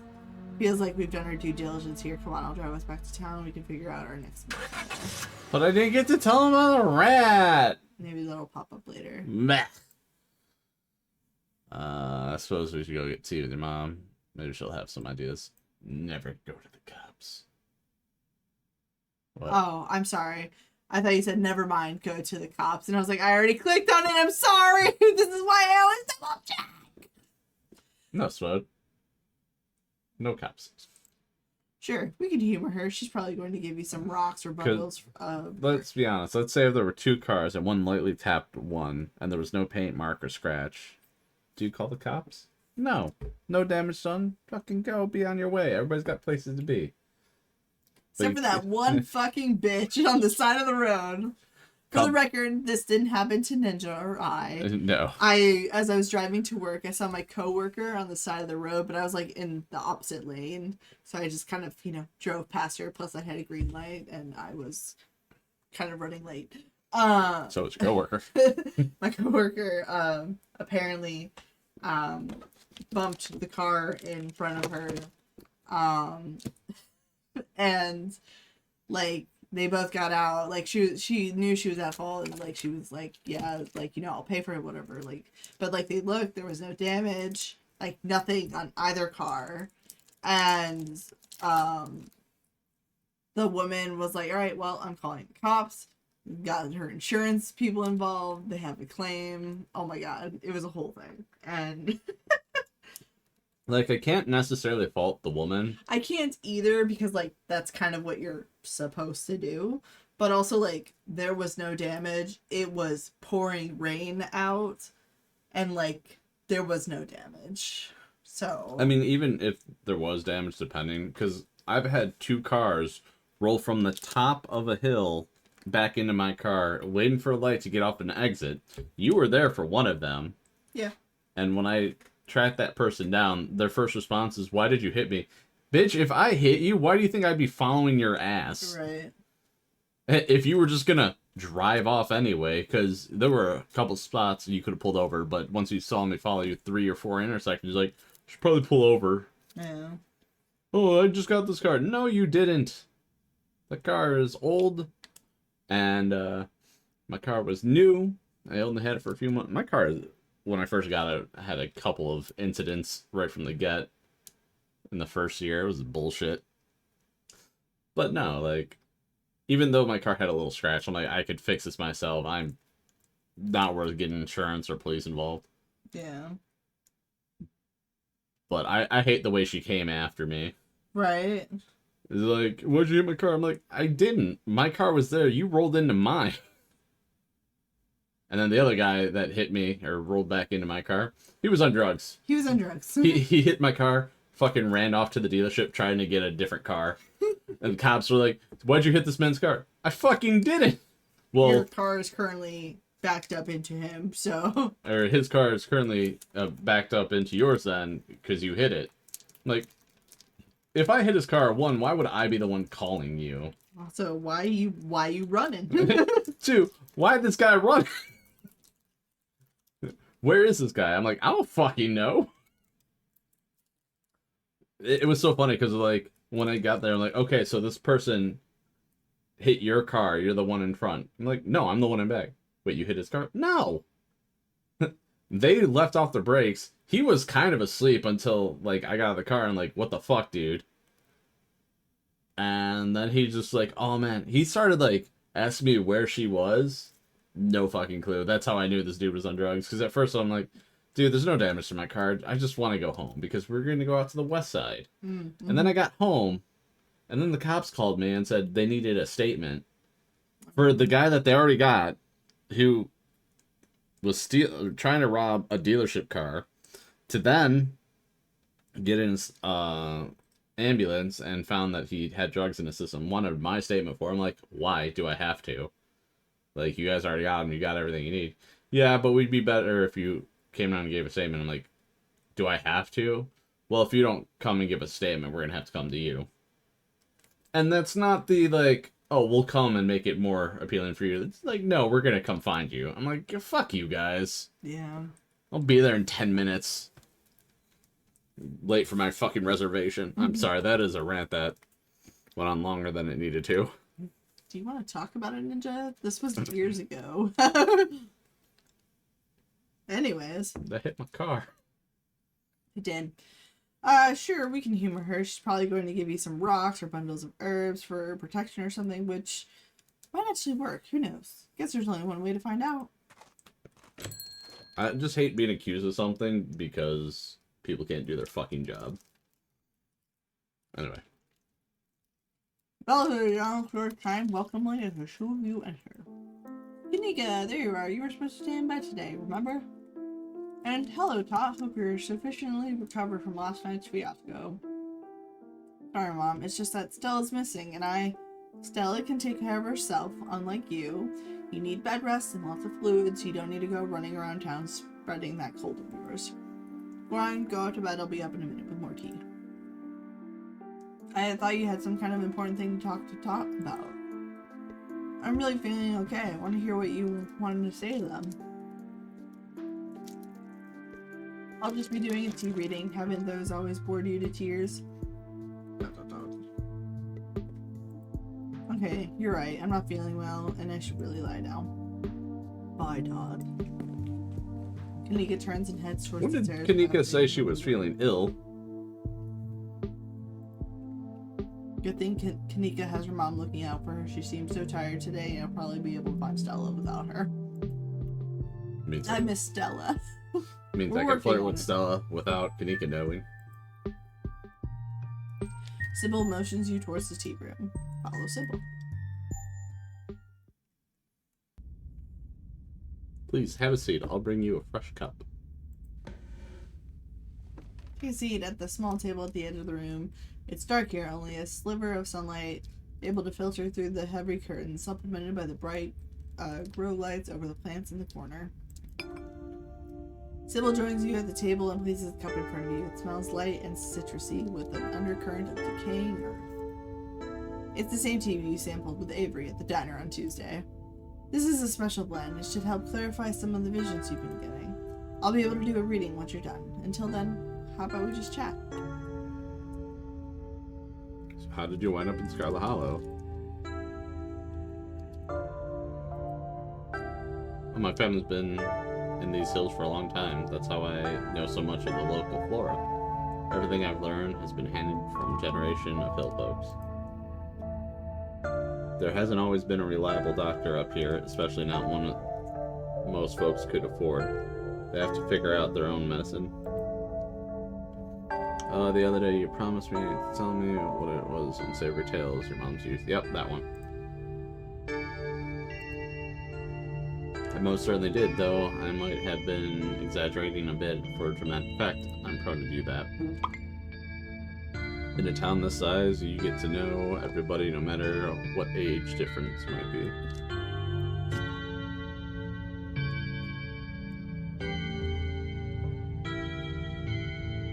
It's just Sharp sending me shit. Vivian was a little younger than me, which meant I always had a certain older sister instinct about her. Her family was good to her. Her family wasn't good to her. Perlan was a lot like your great-grandmother, Edwardine.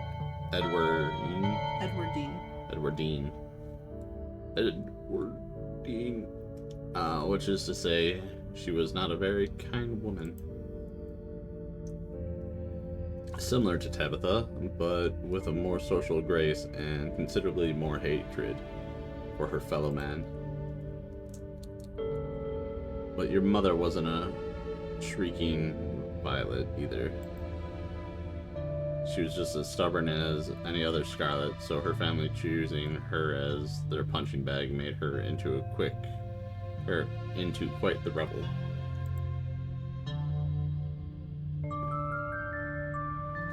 Why were Pearl Ann and my mother raised by Edwardine? What happened to their mother?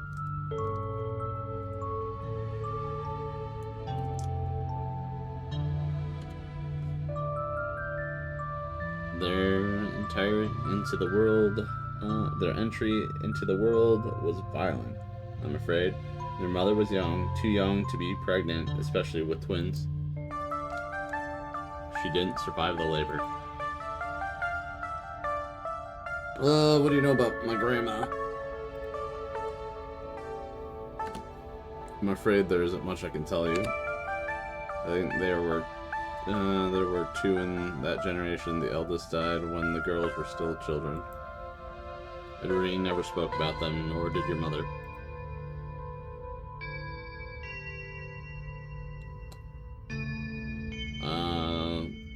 Go up. Yeah. I feel like I know a lot about the women in the family, but what about men? Did they even exist? I suppose they just haven't been very noteworthy since Edwardine took over the mines. Her husband died a long time ago, and to be quite honest, I can't even recall his name. Might have been Stewart or something, just as forgettable. Stewart! Hmm? From what Vivian said, her father was some teenage fling that ended once your grandmother found out she was pregnant. I'm fairly certain it was similar for Vivian, but she was much older, and I believe she was the one who ended it, what with skipping town and all. What happened when my mother found out she was pregnant? She came to me for advice. She was distraught. It was like she'd been handed a death sentence. Maybe it was fear from what had happened to her own mother.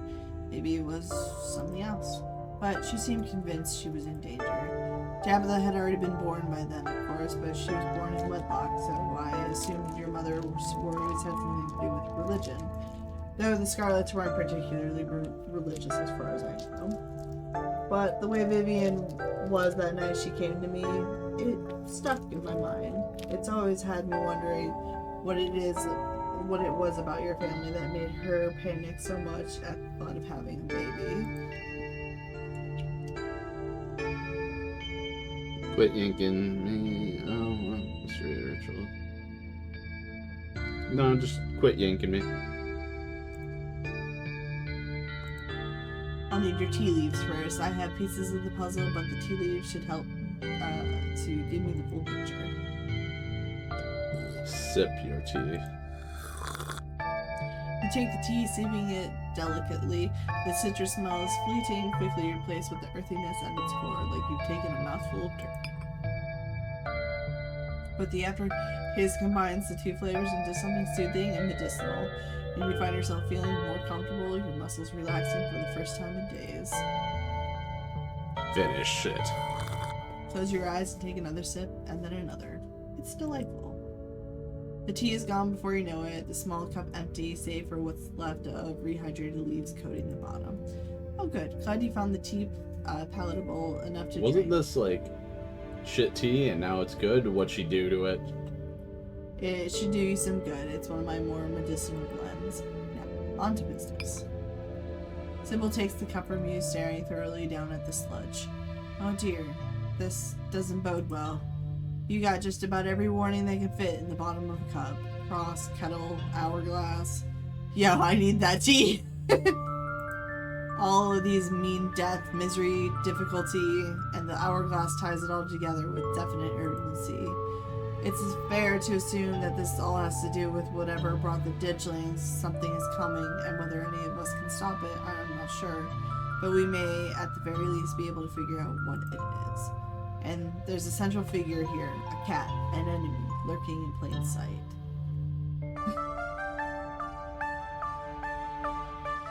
The cat could be Tabitha, Wayne, Stella, Kanika, Oscar, Reese, Avery. The cat could be Dr. Kelly, she's been nothing but hustle. Be Dustin, he's a possum. He's my dresser and talk to him every day. Because him helps with the troubles. It would break my heart if he was there. Cat could be Pascal. How do I know you're not the cat? Keep going.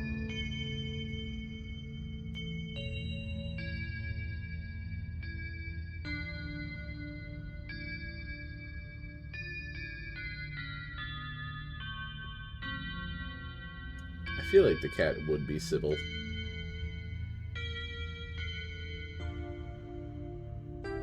Yeah. That's ridiculous. Sybil's helping you. And if she was the cat, why would she warn you about herself? Pick someone else.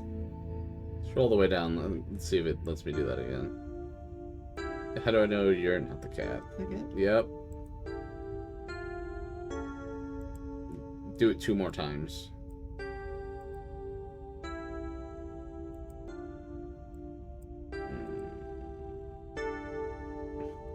Because that's what a cat would do. Be like, hey, come here, now go away. Boo. Is this some Slay the Princess shit?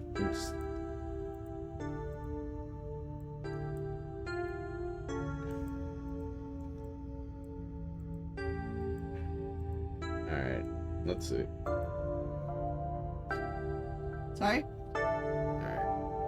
So, I mean, it could be Frou Frou. I don't trust Frou Frou. It's not Wayne. Wayne's been helping us. Tabitha's been in her own head. Stella's kind of the one that's been leading us everywhere. Kanika, Oscar, Reese, Avery is not as involved as he could be. Honestly, it's mostly because life choices. Yeah, I think you haven't really done any options that involve Avery. I would say, let's go with Stella. Stella could be the cat. Could be Stella. This time I would have been able to find her. That's where it might be if she's plotting something. Doesn't have respect for other people's boundaries, ulterior motives. She dragged me into the woods a few minutes after we met. Monster, she seems too trustworthy if you ask me. Maybe she'd be the best candidate for surprise betrayal. She barely seems torn up by killing a dog the other night. She's been actively courting danger the past few days. It wouldn't surprise me if she had an ulterior motive. Like she's disappearing as soon as things started getting south. She left me in the mines after that carving vision. Appeared as soon as the ghost hunt was over. Scroll down. It's always the hot ones. Scroll up a little bit. There was something about like meeting me and taking me. Sure, I mean, to the woods a few minutes after we met to go monster hunting. Yeah. She's just a hurt soul who's been dealt a difficult hand. But you should trust your own judgment here. Friend or family, the cat will make itself known soon enough.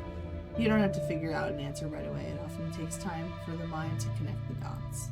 Just be on guard and keep vigilant that someone close to you isn't to be trusted. We know from the ditchlings that something terrible is coming your way, and it's likely that it's connecting to some hidden enemy. Perhaps we can try to counteract whatever might be planned for you. Judging by what you told me last night, those stones, carvings, seals, whatever you want to call them, I think it's likely they have something to do with this. Until the cat reveals itself, it seems like your best course of action is to seek these carvings out, piece together what you can from your visions, and arm yourself with information. Have you sensed any others around town? Do you think you might be able to find another? Your thoughts drift to that door yesterday, the one that seemed to draw you in, urging you deeper into the clinic. Even just remembering it is enough to tug at you, compelling you to return and open it to see what's on the other side. You can find Stella later. Maybe you can find her there. What's important now is finally seeing what's hidden in the clinic. You didn't get all this from the tea leaves.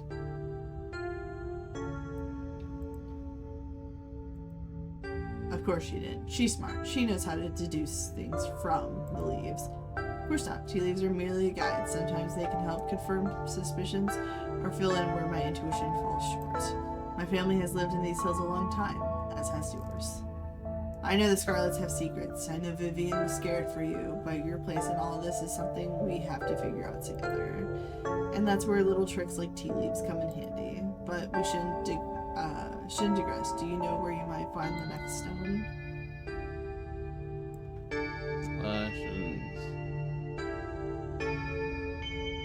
Clinic. That's good. If you can find your way inside and uncover another stone that can give you a leg up on your adversary. You'll just have to be careful to avoid the doctor. Something tells me she won't take too kindly to you sniffing around her clinic. I think that's all the help I can offer. I hope this conversation has been illuminating, even if it just brought up more questions than giving any clear answers.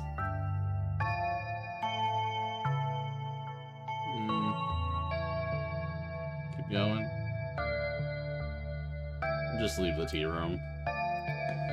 You get up and leave the tea room. Thank you again for humoring an old lady and stopping by for a chat. With a small grunt of effort, Sybil gets up from the table and you're escorted back to the door. Just looking around. Remember, be careful who you put your trust in. According to your tea, the cat is getting ready to pounce, and merely being ready for it might not be enough. The cat is asleep. It's okay. I still think it's Sybil's. Sybil closes the door to the tea room. The bells of its door strangely flat in the stale air of the nearly empty general store. Talk to Miles. Is your mom a witch? Wouldn't you like to know? I would, actually. It's totally obvious that she's a witch. Like, you even need me to say it. So Kanika has a cold, huh? That's what she says. She's just trying to get out of work again. Like, I didn't have anything better to do all week while she sits in a room watching anime. So this guy in Goku pants. Everybody knows Dragon Ball is good anime. She watches the trashy shit. You see any weird rocks around town? Yeah. You. He said I rock. He smirks. Clearly this is a very sick burn. You should feel bested by his weight. Ghosts are real, just thought you should know. Yeah, I know. I've seen tons of videos of ghosts doing stuff on the internet. I'm not 12. Check in on Kanika. You're not going anywhere before checking in on Kanika. You make your way upstairs. You're not going... No. You knock on Kanika's door. Mom, I really don't need any more tea. I think I'm just going to lie down for a while. I'm not your mom.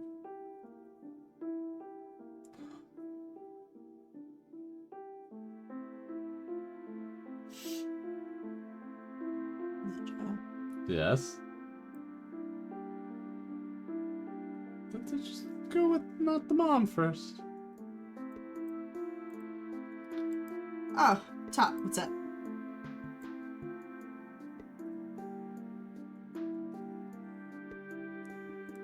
Scroll up a little bit. I was hoping we could spend a little more time together, Splode.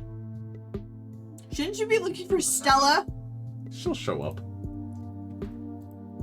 Yeah, let me just straighten up. You hear frantic crumpling, crinkling, and shuffling as she tidies her room. Okay, come on in. Hey. Kanika's room is the sort of place that's stuck between the past and present. Faded stickers from her childhood line her bookshelf, and boxes of packed belongings sit in the corners of the room. I don't usually have people over. Don't judge me too harshly for the state of the place. Tip: dialogue options marked romance will start a romantic arc with the characters you're talking to and will lock you out of romantic arcs with other characters. Ooh! Told you flirting's gonna get you in trouble. Packing for something?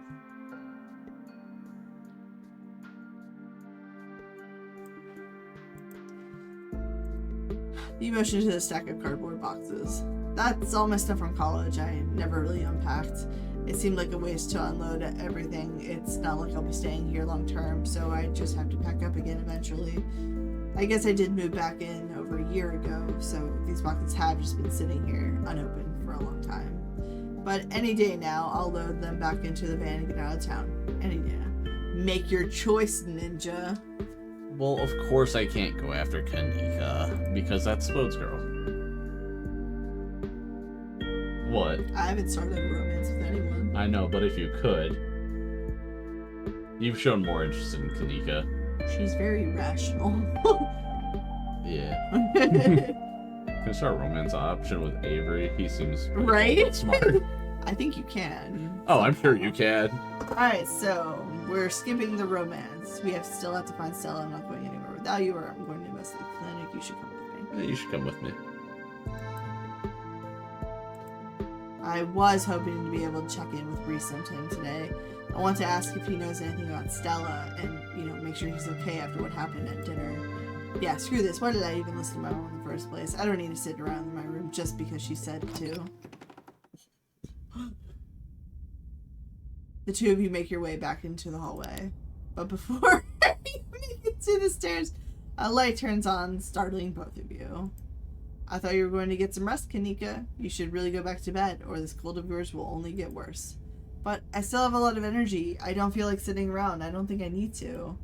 Of course you do. I know you best. And you just haven't been yourself these past few days. All this running around has been a detriment to your health. Miles and I want to see you're healthy. You hold this family together. You shouldn't get between a mother and her daughter. Sybil knows what's best here, and Kanika is more than capable of speaking for herself. She's smart. She doesn't actually want to go to clinic with you. I should have.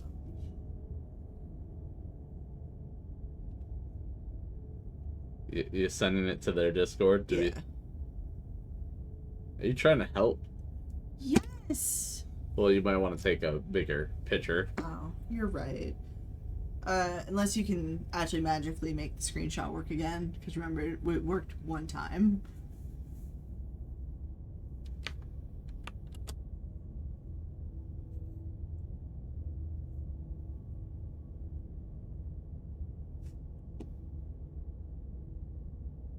We're putting the nighttime logo in that photo. I mean, you could stop short of that. That's fine. Remain silent. Nika sighs. I'm sorry, Mom. I know I've been neglecting the general store, and I let Miles run off the other day. That was so irresponsible of me. That's all right, Kanika. He could have gotten hurt, but he didn't, and it seems like you learned a valuable lesson from the experience. Now, let's get you to bed. You just need another day to recover. Then you can get back to all this town mystery business. Tot, you'll be fine without her until tomorrow. My mom is right, Tot. You go on without me. See you later, okay? Yo, can I call Avery? Before you can utter another word, Kanika returns to her room. Sybil's eyes carefully watch you as you leave and make your way back to Main Street, alone. That's creepy. You didn't get that from her last time? I'm telling you, she's the fucking cat! I did go and check in on Kanika, but, she didn't let me in. So you didn't flirt with her? No, because my playthrough, me and Tabitha are friends. So. Can you romance Tabitha? She's your cousin, you fucking ew. I know, but I'm just wondering how to hit on the old woman. Yo, Shiny knows where it's at. This is so creepy. And no, I'm just I do suspect Sybil. I do. I'm just wondering like how far this game goes, or is it like at the end BBFFs with Tabitha since you can't romance? Well, we did hang out. We actually went to a different house. We had like we like hung out and had like soda together. Like we just like girl talked and stuff. I called her a girl boss. Hashtag. I called her a girl boss. Hashtag. Yeah, but she actually smiled when I did it. She was annoyed with me. Old lady has rancid by. And like I said, I took Tabitha with me to the mines. I called her. And then she also went ghost hunting with us. So if you do bring her along with you, also you could sacrifice Tabitha for the years. I'm assuming that was an option, but I did not pick it. So Gaslight, gatekeep, girl boss. Tabitha's just having a rough go. Love doesn't. Oh my god. It judges. It judges. We go to the residential area. Woo! It isn't long before you find yourself outside of Dr. Kelly's clinic.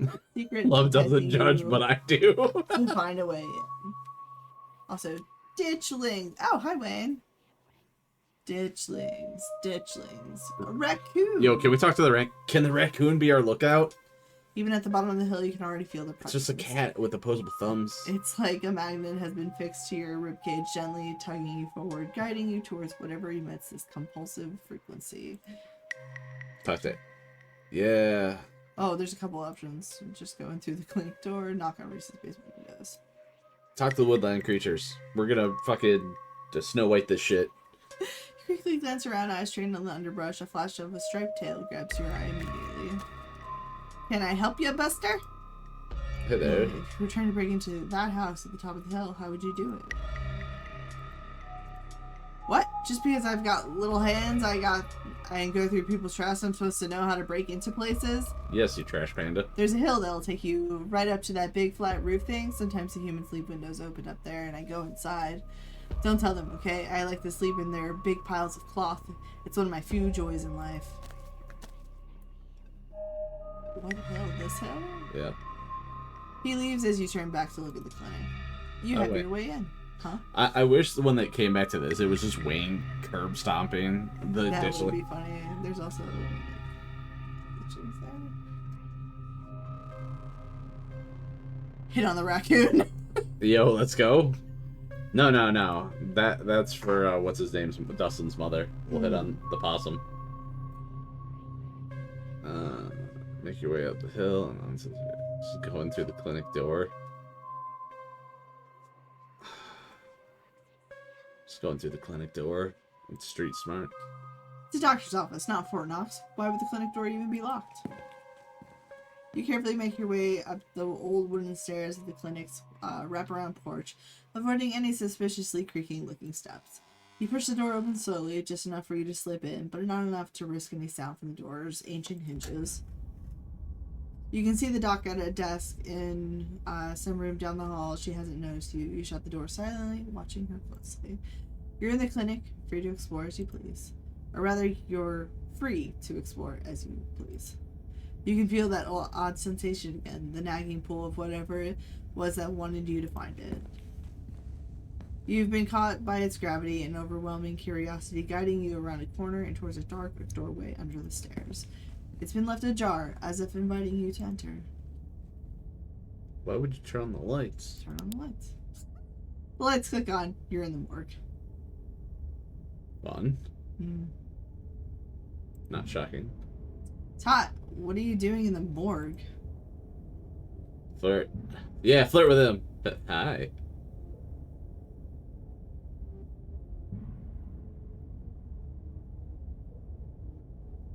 Flirt with him.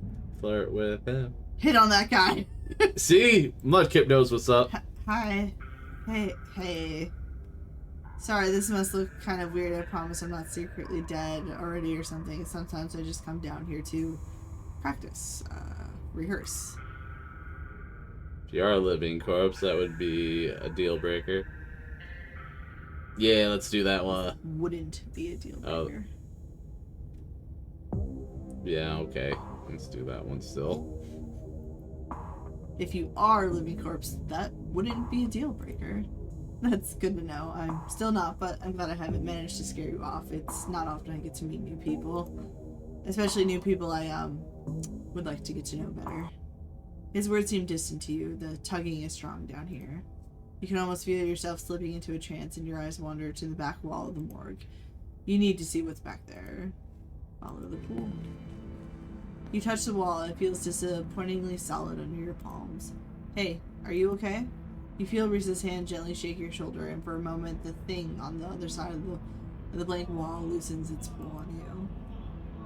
You kind of look possessed for a second there. You good? Make him understand. Why wall? Need see thing, but wall stand in way. Me inside. There's some kind of magic shit going on, man. Tell me I gotta get behind the wall. I need to get behind. Stone carving on the outside of the wall. I need to see. Scroll up a little bit. Some kind of magic shit going on, man, but yeah, do that one. Reese glances back at the wall.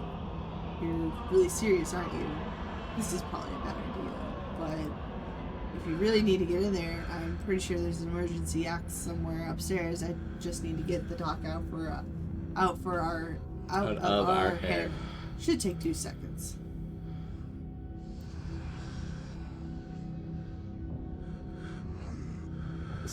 Wait. Get the doc out of our hair. Yeah, if I say I'm sick and need something, she'll drop whatever she's doing and do it for me. Surefire way to get her out of the house. And most of this time it's true anyway.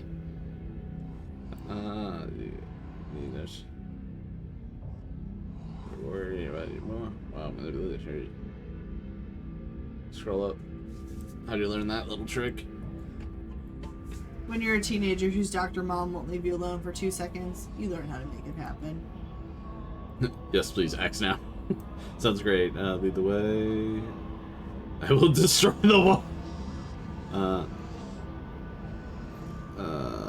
Say nothing.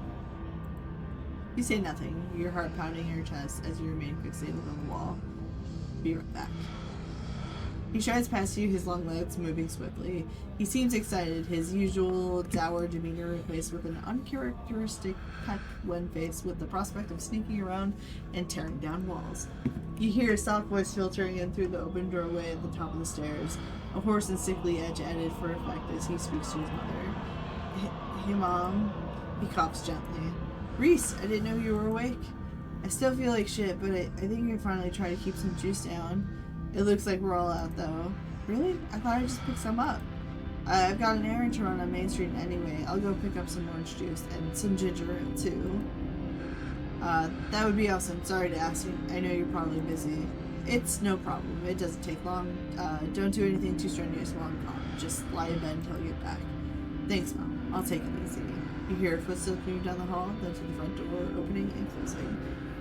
I draw the line at cadavers. I mean, what if they're mobile?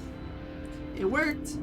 The theatric rasp has left his voice, excitement rising in its place. Come on up. We don't have long until she gets back. As you step out of the morgue, you relax. The extra space between you and the carving has weakened its hold on you, and with it, your desperation to claw your way through the wall and unveil it. It's one of those emergency fire axes, so it should be pretty obvious wherever it is, though I'm not sure where she would be keeping it. I'll show you around. Let's try the doc's office first. You make your way to the doorway of her now vacant office. I don't see an axe in here. He's right. A cursory glance reveals nothing but stacks of paper and cabinet of medical supplies.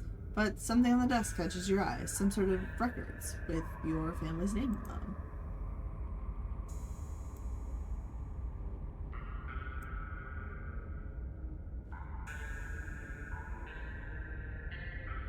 Yeah. It's a bad move, but... You scoop up the folder, tucking the documents in for later perusal. Reese watches you with curiosity. Stealing medical documents? My family's gonna keep secrets from me. I better learn what I can. They have my family name. I'm allowed? Yeah, no.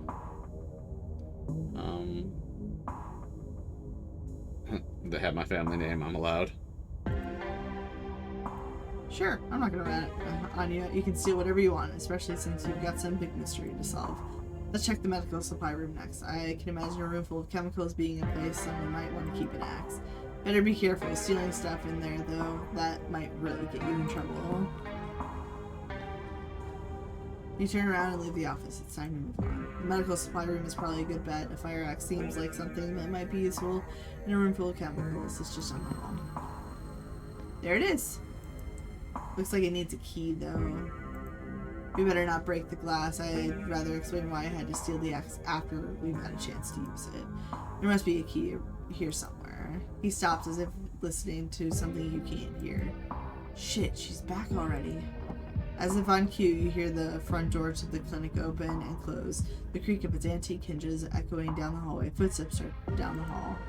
She's headed this way. Quick, we gotta hide. I'm not supposed to be in here. He opens the closet door and hurriedly motions you inside. You slip past him, scrunching into the small space as best you can. He attempts to slide in after you.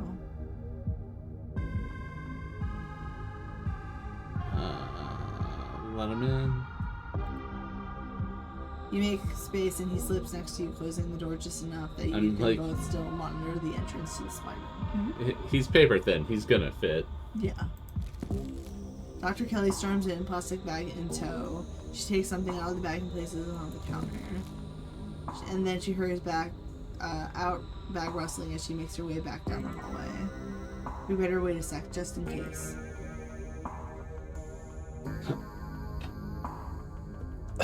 Flirt with Reese.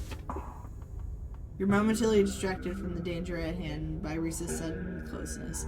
It's almost strange to be here with him after the way he was hidden away for the first few days of your week in Scarlet Hollow. It made him into a seemingly mythical figure, the tragic artist wasting away in a basement guarded by a tyrannical warden.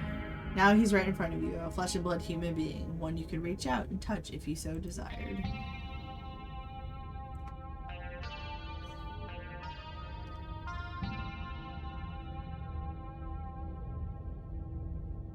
Take in the moment. You close your eyes for a moment and breathe in, taking in the moment. Reese's clothes smell clean like linens fresh out of the dryer, and under that is his smell.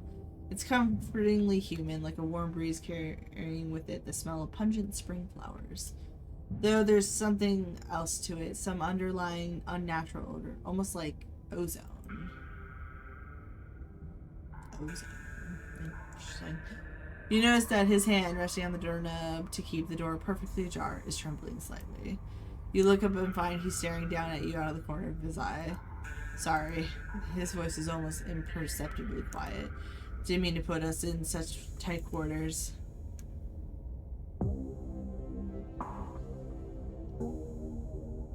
Place a reassuring hand on his shoulder. You don't want to tell him he smells nice? No. In no world do you ever tell somebody they smell nice. What do you mean? I tell people they smell nice all the time. When you just barely know them? Yes, actually. No. Am I weird? Ninja, I'm pretty sure, like, within, like, the first little bit of knowing you, I think I said that you smelled nice at some point. Well, I shower before I go anywhere. So you smell nice. I No, do. Split is right on this. Thank you! Thank you! Making me seem like I'm some type of crazy fucking weirdo smelling people. Do you not smell people when you're close by? The only time I'd say somebody smells is when they smell bad. Why are you such an asshole? I'm doing them a kind They smell nice all the time. It is not doing someone a favor. You're like, you smell bad. What? That's so rude. You just don't say anything. Unless, like, damn. If someone smells nice, you gotta tell them, fucking thank you. Is this just a girl thing? Look, as a guy, I've learned to just keep to myself before, because anything I say and or do is gonna be noted as creepy. Because if I walk up to a girl and notice that they smell nice and go, hey, you smell nice, they're gonna be like, what do you want? Oh, fuck you. I don't care. I was trying to be nice. I mean, you just kind of go, what's that smell? Is that you? Oh, that smells nice. And then you move on. That's it. You gotta be like casual, Ninja. Casual. This is how I casually talk to people, Spud. You smell nice. And then you move on. I tell them to. Alright, it's just fucking you, Ninja. You're the weirdo here. That doesn't tell people that they smell nice? Yeah. Correct. I'll be the weirdo. And you missed my joke of this is how I casually talk to people. Anyways, you reach up and rest your palm on his shoulder. Joke is, I don't. It's cold, even though the fabric of his shirt, which isn't unusual, considering he's just been sleeping in a morgue. Spud, your hand is weirdly warm. This one's been in the blanket. I'm gonna call you icy hot now. No. He jumps slightly at your touch. You can feel his heartbeat pick up, the pulse in his throat visibly intensifying as he stares down into your eyes. You don't go all like brainy from Hey Arnold. How about I just continue to not talk to people? He raises a tentative hand to meet yours. It trembles as the cool palm settles on your skin. His breaths are quick and shallow, his eyes still locked on yours. Your hand is so warm. Long seconds pass as the two of you stare into each other's eyes. But the moment is finally broken as Dr. Kelly's creaking footsteps make their way back down the hallway towards your hiding spot. Spud has red and white hair. She did it at one point. Red and white hair. Icy hot. Oh, okay. Duh. Reese once again tenses, returning his gaze to the crack in the door. His head swivels suddenly. That was the door to the house. We're in the clear. Let's go. The two of you spill out of the closet. Reese quickly and quietly starts pulling out drawers, scanning them for the keys.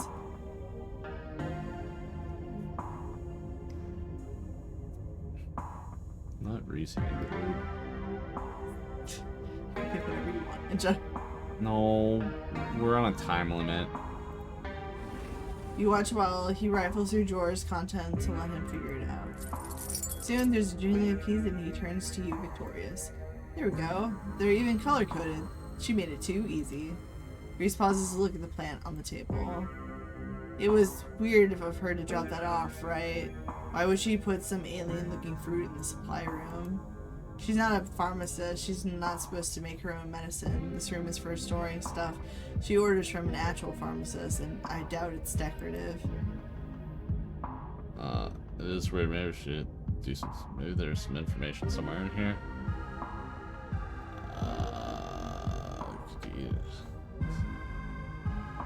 Scroll up. It is weird. Maybe we should do some snooping. But before you get the chance to do that, Reese jerks his head towards the door. Shit, that was the door from the house. We gotta run. Grab the axe and go. You grab the axe and follow Reese's instructions, once again starting down the basement stairs, letting the pool of the stone carving guide you back to the morgue. Dr. Kelly's voice filters from above. I was right. We did already have juice. It was just in the back of the fridge, but there's no harm in having extra. What are you doing in the clinic? I thought I told you to go rest. Oh, I'm just gonna chill in the morgue. I got my speaker, so if you hear some weird sounds, that's just my music. I'll be sure to put in earplugs to drown out all that industrial clanging you listen to. You know I'm not the biggest fan of you spending time down there. It can't be good for your mental health to hang out in a refrigerator for corpses.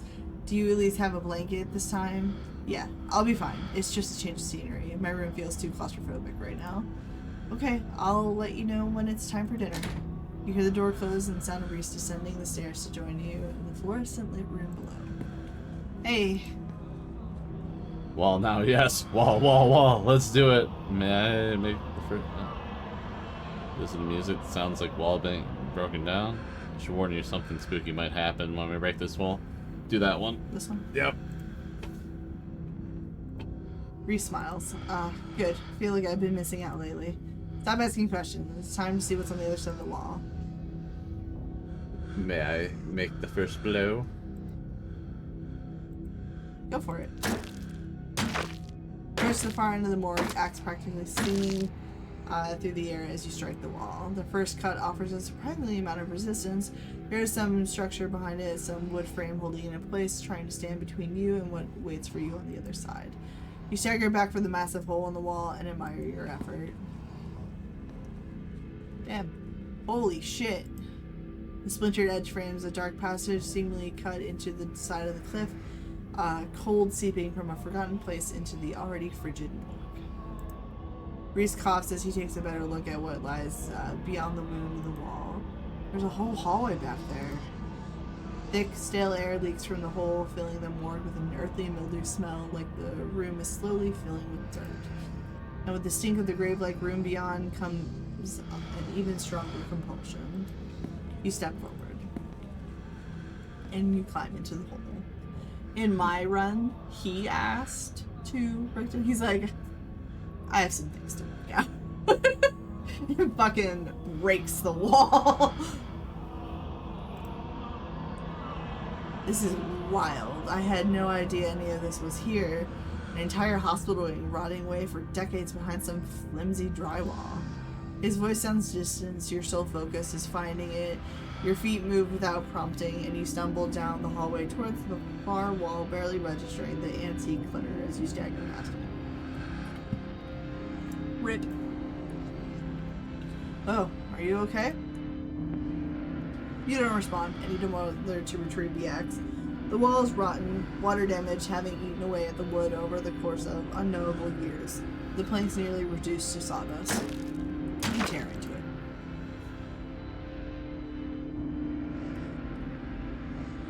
Enoch, I thought you weren't going to come. I was worried you'd have to leave me here forever. They said there's nothing they can do. I'll never use my legs again. Enoch, what am I going to do? Calm down, Teddy. These doctors don't know what they're talking about. I've been doing my own research and I found an alternative. We won't have to worry about anything from here on out, I promise. I went to talk to the witch. A witch? But that's nonsense. It's alright. It's all sorted. We're taking you home today and everything will be resolved by this time next week. Everything goes black. Your vision swims back into focus and it takes a solid second or two to reorient yourself. You're in an unfamiliar bed. Reese leans against the far wall, eyeing you with concern and curiosity. Hey, I was worried you slipped into a coma or something. You tore down a wall like a wild animal, found some weird carving and collapsed. I think you might have had some kind of seizure. Are you okay? Wait, nothing spooky. Mountains and clouds on us, no ghosts. I still have the documents I swiped, right? Yeah, I still have documents I swiped. Yeah, you should still have them on you. Sure enough, you pull out the file containing medical documents about your family. Pearl I am. Cause of death, sleep apnea, discovered by her daughter, Tabitha Chrysanthemum Scarlet. No autopsy performed. That's a name. Tabitha Chrysanthemum Scarlet. Okay, sleep apnea. Okay. Edwinas. Edwardine. Born April 9, 1913, died February 12, 2003, age 89, cause of death, heart failure, signed by her granddaughter, Pearl Ann Scarlet. Pretty normal, almost made it to 90, died of a normal old person illness. Enoch Scarlet, born September 9th, 1887, died August 20th, 1957, age 69, cause of death, fall from cliff. This one has a coroner's report attached. Organs sustained impact injuries, lacerations to the neck and body consistent with fall from great height. Explore other death. Usually through a few other Scarlets whose names aren't quite as familiar. Theodore Scarlet, born May 24th, 1890, died in 1918, age 28, cause of death, crushed in mine collapse, body not recovered, signed by his brother, Enoch Scarlet. And that's why I have a CPAP machine. Joseph Scarlet, born April 1914, died June 7, 1944. Louis Scarlet, born August 1920, died June 6, 1944. Both killed at Normandy in the line of duty. These must have been Edwardine's brothers. Certificate of fetal death, infant boy, Andrew Charles Scarlet, delivered April 3rd, 1945, stillborn mother, Edwardine Scarlet. Cause of death, complications during birth, no doctor present, home burial. It's too smart. There was no doctor present at the birth and a home burial. There's some information missing there. Alexander Scarlet, born December 12th, 1947, died August 20th, 1957, age 9, missing, presumed dead, sent by mother, Edwardine Scarlet. Mary Bell Scarlet, born April 3rd, 1946, died October 30th, 1963, age 16, caused death, complications during childbirth, signed by her mother, Edwardine Scarlet. No spooky stuff happened? This one? Yes. No ghosts? No, nothing. You just fell down, twitched a little, and when you seemed stable, I carried you back here. That was a few hours ago.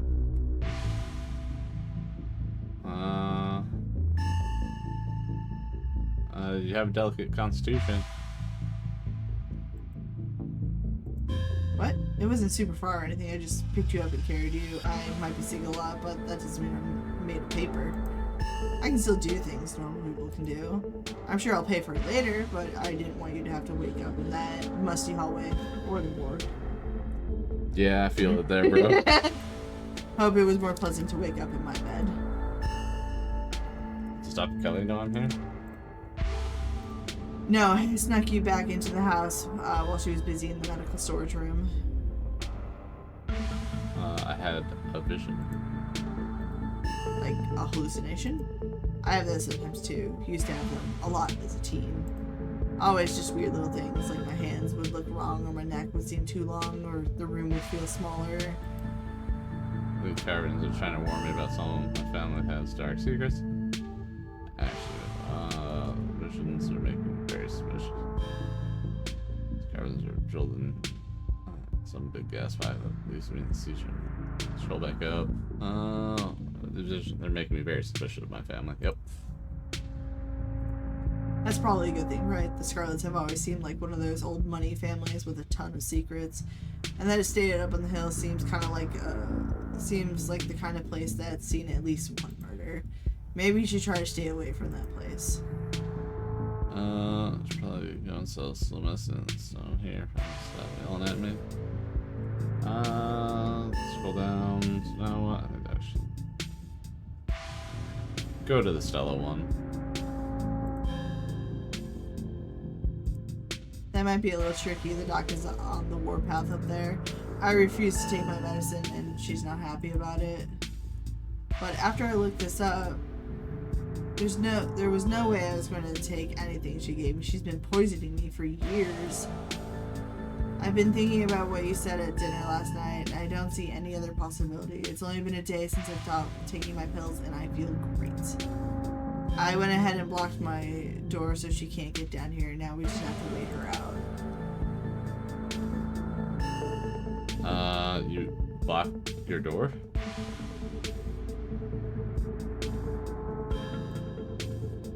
You blocked your door? Of course I did. Put a chair in front of it. It's never failed me before. We don't need her coming down here to finish me off or whatever it is she might do now that I know what her treatment plan has been all these years.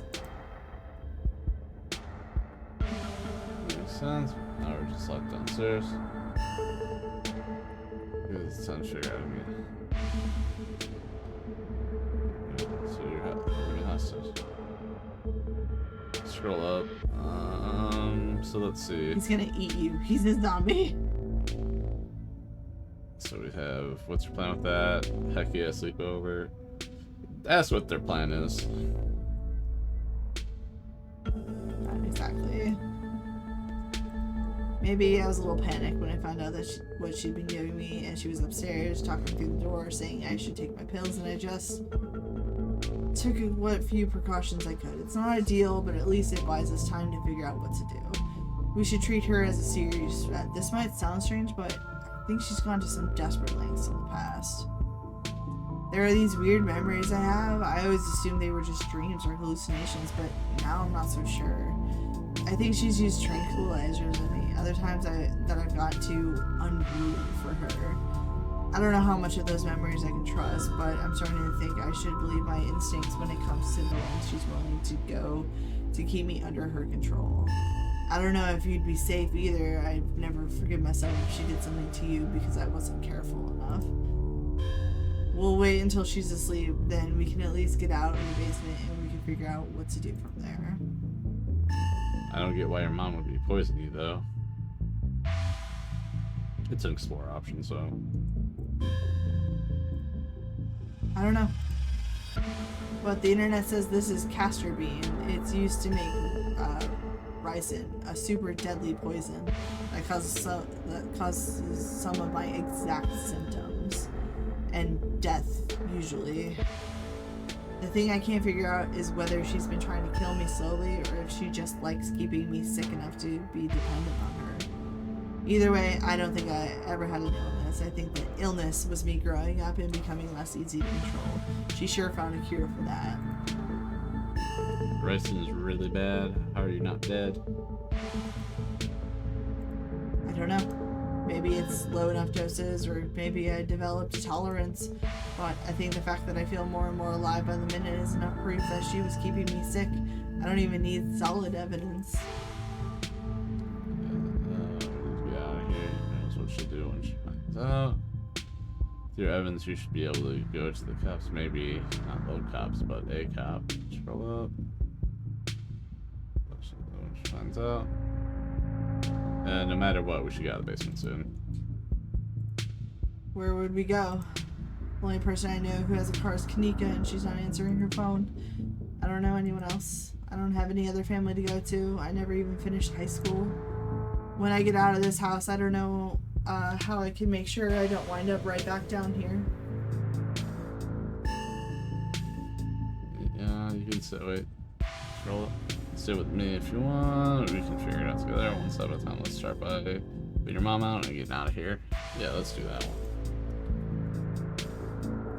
Ah, sorry. You shouldn't call her my mom. As far as I'm concerned, she's forfeited that title. I don't even think I should call her doctor. She's just some woman now. Can't wait for her to be in the rearview mirror for the rest of my life. We'll see if we can wait her out. If she doesn't fall asleep by 10, we can figure something else out. These windows are supposedly shatterproof, which she always said was for burglars. Now I assume it was yet another way to keep me boxed in. But we can try to break them anyway. A distraction seems like a good idea. As you can probably tell, I'm getting a little jittery. Maybe it's the lack of poison in my system for the first time in years, or the fact that my whole perception of reality has been turned on its head. Probably a combo. It doesn't feel awful, to be honest. Yeah, I mean, sure.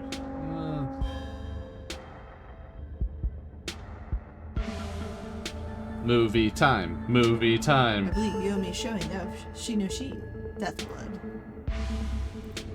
I believe I do. Reese gets the movie set up and joins you on the bed. Is this Pinhead? Yes, Hellraiser. Yeah. Let me know if it gets too much for you. I'm not a great judge of how other people will react to the sort of thing I watch, but I definitely don't want you to feel uncomfortable. This is a slow burn of a movie, but the dread is managing to build is palpable in the room. Or maybe that's just how it feels down here all the time, what with the grisly paintings, lack of lighting, cinder block walls, and of course the fact that the woman currently lurking upstairs has been poisoning her son since his teens. I've seen a couple of this director's other films, and they're all interesting, though this is probably the best introduction to his work. The way it jump cuts to seemingly unrelated TV show recordings that then wind up tying back into the narrative adds a level of realism and depth to the world that I find really engrossing. It's found footage used to its fullest.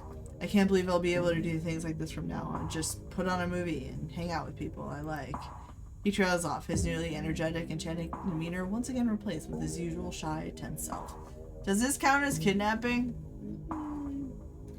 If I picked some of the other options, it would have been, but we're pretty chill about it, so. Can we get McDonald's? But you can still tell there's something different about him now that he hasn't had his daily dose of poison. We still don't know if it's poison.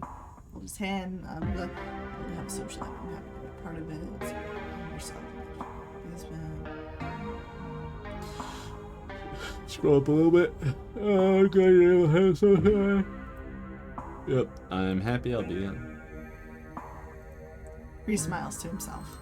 It's still hard to imagine, hard to believe after all these years alone, that that's going to be my reality. A man on the screen yells portents of doom into the camera, trailing off into a wordless scream. The plot is really hideous. This is super funny looking. I love it. I love derpy artwork. Mm-hmm. I love that there are all these distinct sort of... It looks like webtoons. Yeah. What's it called? My nerdy boyfriend or whatever. Mm-hmm. My big nerdy boyfriend. There are all these distinct sort of vignettes, little pockets of horror that affect a small number of people, and only once you start to see how they fit together can you realize some fundamental horror about the universe. And then it sees you back. Incredible cosmic horror in the truest sense. Reese is becoming very animated.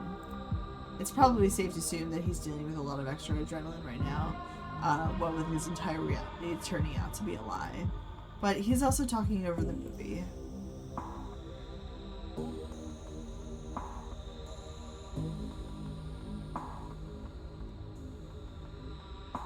Reese, are you feeling okay? Really?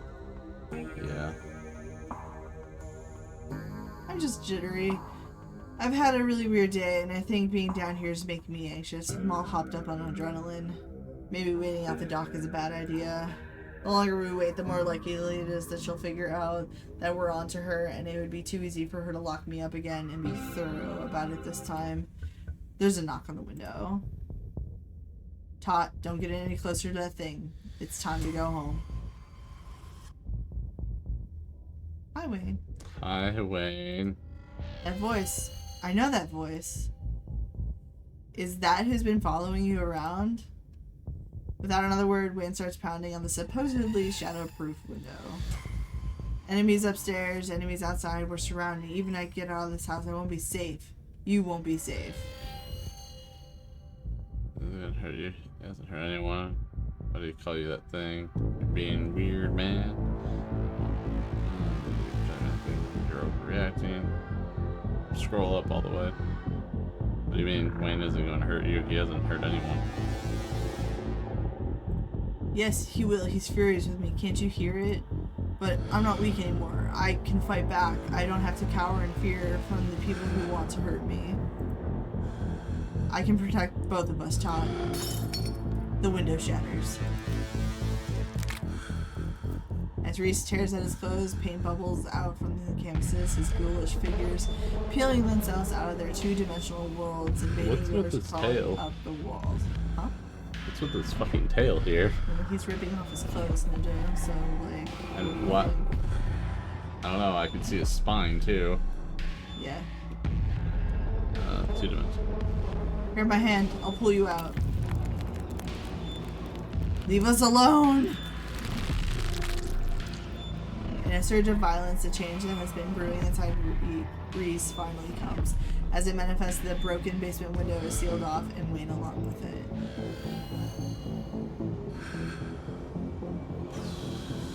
Run for the stairs at this point. What would you do? I wasn't in this scenario. You've seen enough to know you need to leave. You run up the stairs. The door is blocked by a chair. And then it's blocked by something else, too. Try and tear through them. You toss the chair out of the way and do your best to tear through the substance covering the door. It reforms and regenerates too quickly for you to claw your way through. Defeated, you turn back to the basement, the remainder of Reese's paintings await their artist's command. It's okay, stay right there. I can take care of this, then she won't be able to hurt anyone anymore. I'll be right back. Reese storms upstairs, leaving you with his spears.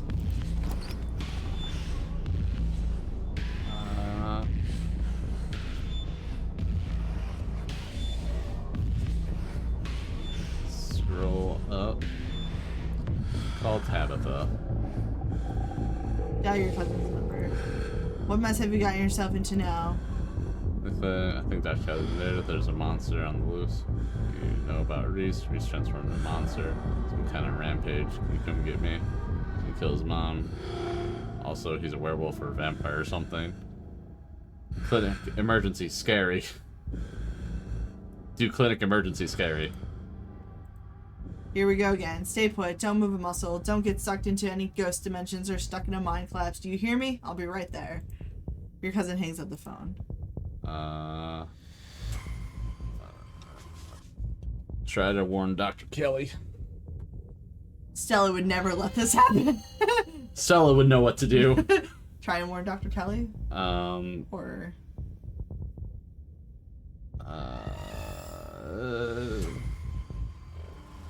Try and leave? I mean...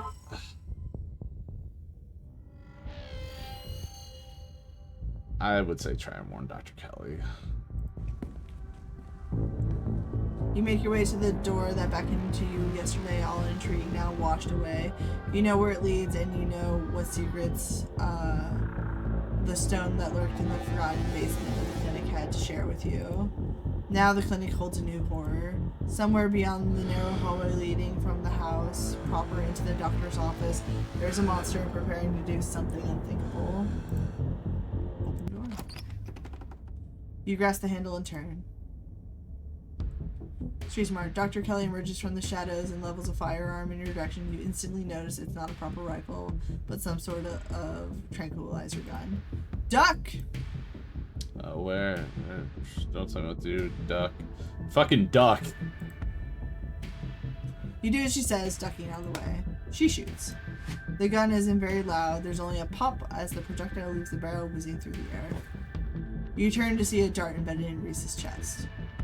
He pulls the tranquilizer dart from between his ribs, heaving heavy breaths as the drug courses through his system. You're going to have to try harder than that, Now, how did you... As if you could hope to stop me, you pathetic waste of flesh. Before Wayne takes another step down the stairs, pain flows out from between the cracks in the wood. Reese panic, pulling in a mob of furious smears to hold his enemy in place. The artist starts a wave, but the smears continue their work in his absence. Dr. Kelly makes her escape down the hallway, and Wayne is overcome, glued in place at the top of the stairs by stiffening blocks and hands. Dr. Kelly makes her escape. Dr. Kelly, run to her. Run after Dr. Kelly. She has a gun. She knows what's going on. You run forward, braving the onslaught of the smears, dodging them as best as you can, try to see where Dr. Kelly went. The door in front of you is smothered in paint. Hey! Dr. Kelly's voice crackles out of some unseen speaker. You, Todd. I'm stuck in the safe room. I can't help you from here, but you can help the both of us. Ma'am? What the hell is your son, ma'am? Let's scroll up.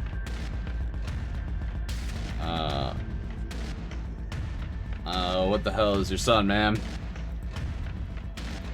I wish I knew. He was fine until he hit puberty. Everyone said raising a teen was gonna be a bitch, but they don't know the half of it. I need you to get to the medical storage room. I'll give you further instructions when you're there. Head to the medical storage. Turn back around and get to the medical storage room. I'm here. Great, now listen to me. I need you to use the black taped key to get into the cabinet and bring me the elephant tranquilizers. It's a bottle labeled carfentanil. Bear tranquilizers clearly aren't gonna cut it anymore. An intercom system, huh, Doc? Good. You should hear this. Tot, you don't have to do anything she says. I'm not gonna hurt anybody else. Just her. If I don't, you and I both know she's just going to shoot me full of elephant tranquilizers. Did I hear that right? And shove me back down in the basement. Or maybe someplace even worse, and keep killing me every day for the rest of my miserable existence. I feel amazing right now, better than I felt in my life. I'm not dangerous. She's just scared because she knows she has to finally pay for what she's taken from me. Keep scrolling. I don't feel like I should be in the middle of this. I just want to go home.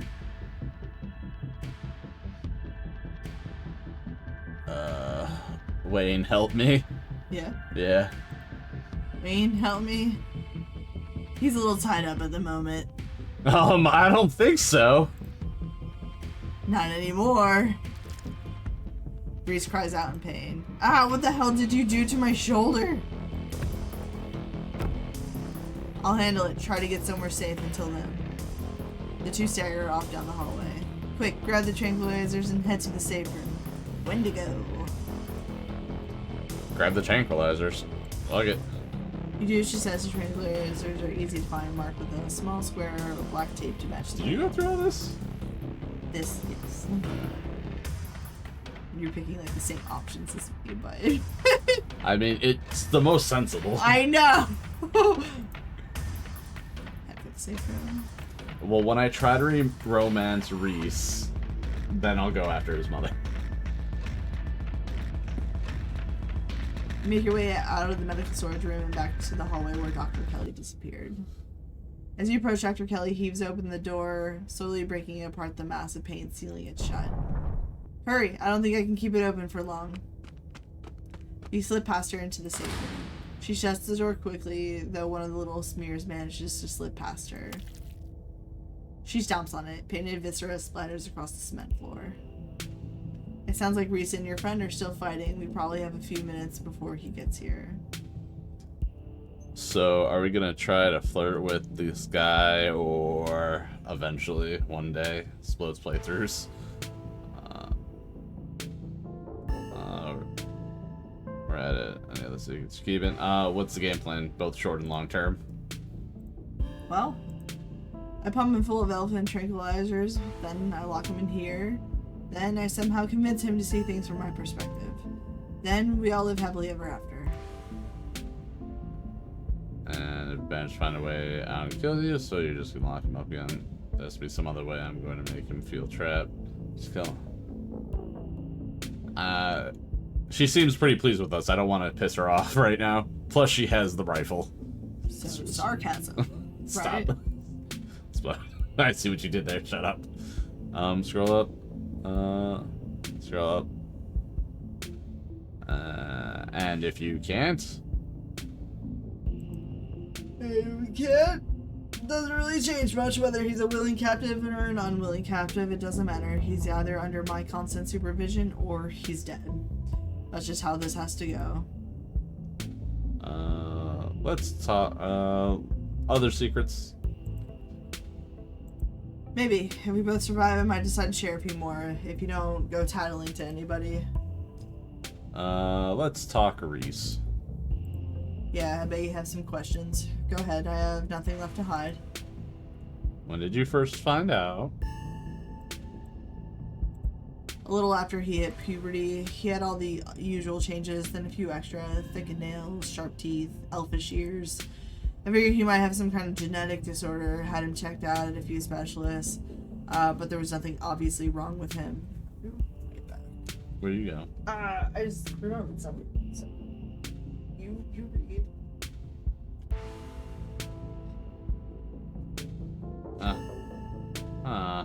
Okay. Then we had an argument and he changed right in front of me. It was nothing like what he is now, just a couple of inches and some facial abnormalities. Enough to be noticeable. I was scared he could see that and he stopped. I thought it was one-off or maybe a hallucination.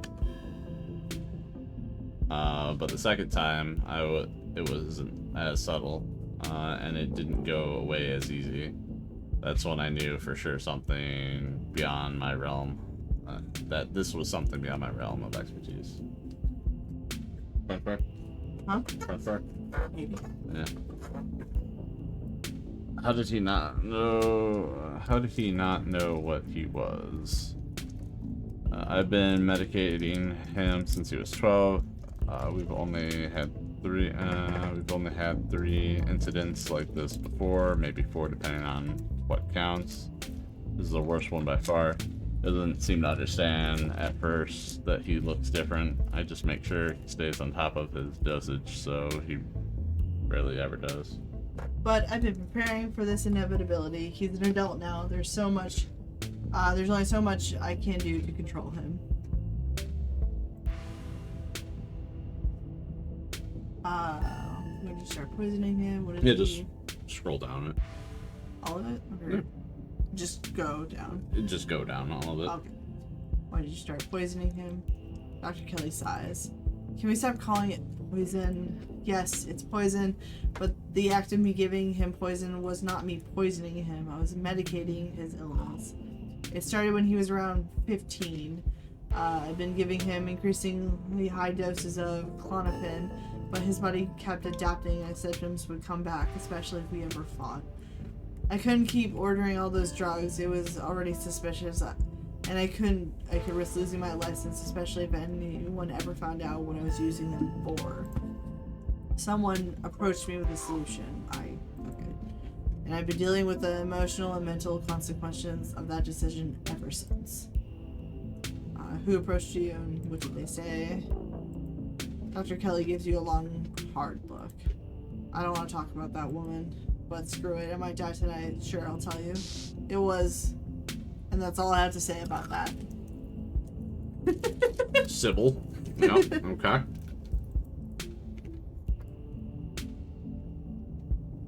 What is he? At first I thought he was some kind of werewolf. But if he is, he doesn't follow any kind of full moon rules or anything. Silver doesn't do shit to him, and you've seen what he looks like. It's just weird. I almost wish I could examine him while he's fully transformed. I'd be fascinated to know what happens to him or how his body does it. But he seems pretty hell-bent on ripping my throat out, so I guess that'll just have to remain a mystery. Was his dad similar? Strange little smile creeps onto Dr. Kelly's face. I wish I knew. Reese just kind of happened. I wasn't seeing anyone. I just woke up pregnant one day. I know how impossible that sounds. I'm a doctor, for Christ's sake. I kept having these weird dreams, almost like sleep paralysis episodes. Romantic sleep paralysis episodes. They were actually kind of sweet, but they were just dreams.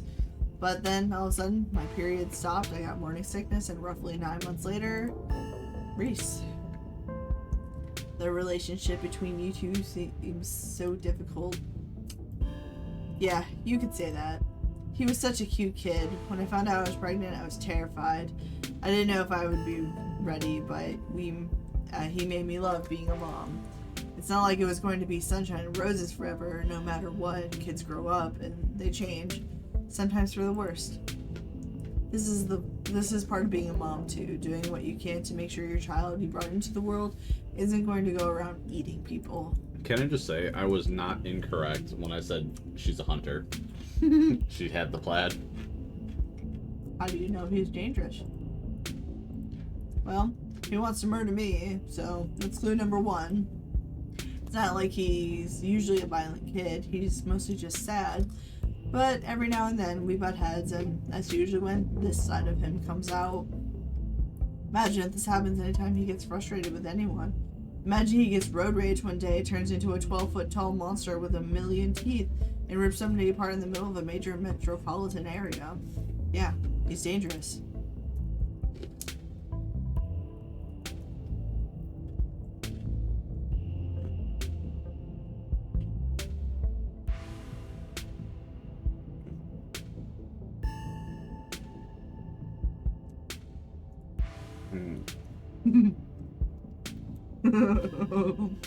Scroll up. He's been kind to me. Yeah, and Ted Bundy was kind of people he picked off on the side of the road. Then he slaughtered them. You know, that's a solid argument. He's a really sweet kid most of the time, but I can't let that overshadow the violence he's capable of. Leave it at that. What is this room? Old x-ray room, mud walls. After I realized that his whole situation was a possibility, I had the door reinforced with special remote controlled locks. Thought it could finally come in handy. Sit in silence, wait for Reese. Sit in silence and wait for her son to make his way to you. Found a distant breaking glass cuts through the silence of the clinic outside the safe room. Shit, this might be game time. Dr. Kelly opens the door. The two of you stare out into the hallway.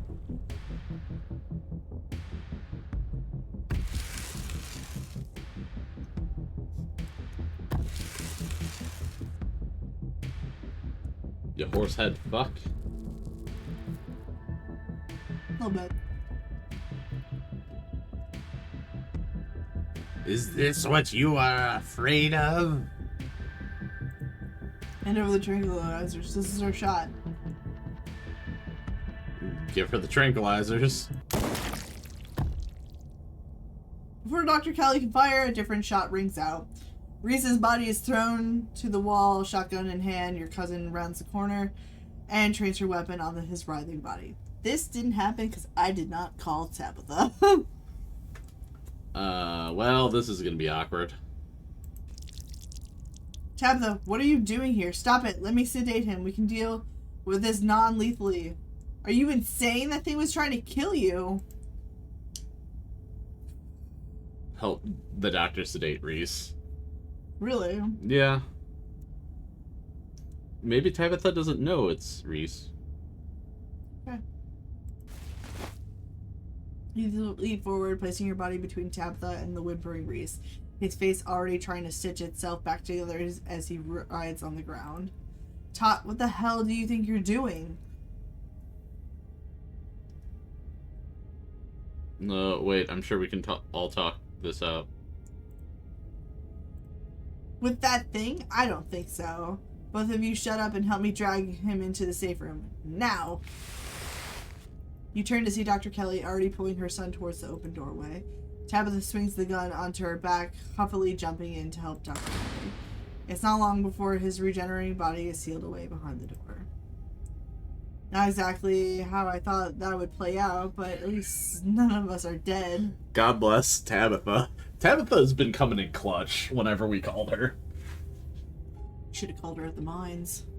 Probably, but you know, I'm kind of team Tabitha now that she showed up with a fucking shotgun. Yeah. So, are you dropping food? Yes. Tabitha has no questions asked. We'll shoot on sight. We said emergency clinic help. She's like, fucking. I just want y'all to remember that you kept calling her a bitch throughout this whole experience. She is a bitch. She's the bitch with the shotgun, though. Correct. Look, Tabitha is protecting Tot. That's the important thing here. Not exactly how I thought that would play out, but at least none of us are dead. If you've done any permanent damage to him, you're going to be the one paying for the medical supplies, Miss Scarlet. You aren't seriously going to keep that thing alive, are you? It's clearly dangerous. What makes you think you can keep it locked up? It is my son, Miss Scarlet, and despite appearances, he is still human. I prefer you refer to him as such. And I've managed to keep him safely locked away and harmless for years. Sure, it'll be a little more difficult now that he knows about his condition, but that room is lined with lead. He's not going anywhere. He's human? Are you sure about that? Are we talking about the same guy? Trust me, I've done genetic tests. He is human. Somehow. And it's my job, as his mother, to protect him and to protect people from him. Yep, see why we want to flirt with her? No, you said clinic, emergency, scary. Regardless. She heard scary and she's like, bet, shotgun. Makes things less scary. It's not a burden I take lightly. You don't have to worry about him getting out anytime soon. Oh, my cousin's back. She's totally the only reason we're still breathing right now. Let's say he deserves to live. He's a monster, but even monsters deserve a chance at life, Tabitha. And what about when you die, Doc? What happens then? Is Reese a good guy? He's just misunderstood. Scarlet bought us time. I'm sure we can figure out what to do about him later. I want to go home. Dr. Kelly bought us time. I'm sure we can figure out what to do about him. There is no we. He's my son. He's my problem. I'd prefer it if both of you forgot that what you saw tonight and went on about your own business. If I recall from 2 minutes ago, you would have been chomped in half if I hadn't stepped in. I don't think you're capable of dealing with this rationally, Joan. Her name's Joan. Joan Kelly. Dr. Joan Kelly. Are you just going to hope somebody steps in next time, too? One of these days, your luck is going to run out. Get out of my house. I don't need some kid to stand there lecturing me all night. I have a lot of cleaning up to do. You and your cousin leave the clinic. Dr. Kelly slamming the shotgun blasted door behind you. The two of you make your way to the bottom of the hill where Tabitha's car is parked among the sleepy houses of Scarlet Hollow's residential street. She places her gun in the trunk and turns to face you. You're alone right now. Is Stella still missing? I tried calling her a couple of times, but I kept getting her stupid voicemail. Yeah. Two of you are interrupted by the sound of panting and the telltale jingling of dog tags. It's the militia. They've poured out of the woods to stand before you on the road. What in the... You were looking for Gretchen's human, weren't you? We found her. She's by the side of the road a little ways through the woods. She's unharmed, but she wouldn't leave when we tried to make her, so we'll have to take you to her. Hopefully you can use your people words to get her to go someplace else. Safe. The woods are crawling with those awful creatures. It's not safe anymore, not even for a human. Why do these dogs look so serious? We should get in the car before they eat us. I thought that was solid. They found Stella. Come on, we better follow them. How do you know that? Didn't know I can talk to animals. Talk to animals and animals talk to me. Some words. Didn't you know I could talk to animals and they could talk to me? Just say it. I trust her now. She came in my time of need. Why are you cracking jokes right now? I don't know about following a bunch of strange dogs in the woods, but if there's a chance you're right... Okay, we'll take a quick detour. You let the dogs lead you into the wilderness, following on their heels as they take you to Stella. Before long, the trees thin, and you find yourself on a steep hill by a two-laned road, lined on one side of her sheer rock. Let me guess, where her family died. And there she is. Keep her safe. Be seeing you, speaker. They leave. There, sitting on a log, staring mournfully out at the asphalt, is Stella. You watch her from the underbrush. Great, she's alive. Let's go. You go talk to her, Tyler. She's probably glad to see you. I'm gonna go talk to her. Let's go talk to her. Let's both do it. I know you two like each other. Please, for the love of God, don't drag me in the middle of that. Doesn't matter what Stella and that Stella and I have a thing. You two need to reconcile. We both can talk to her together. To the tonic. To the tonic. Keep going. Go up. Me and her have a thing. This one? No, one down. This one? Yeah. Yep. Really? Yes. Oh. You two need to reconcile. We can both talk to her together. I said no. I'm going to make this easier on both of you and just go home.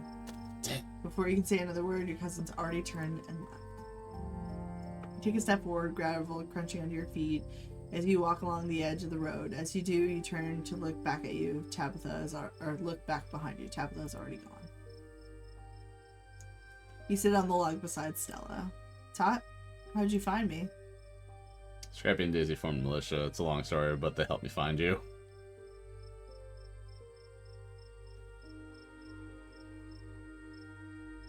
Yeah. Huh. Neat.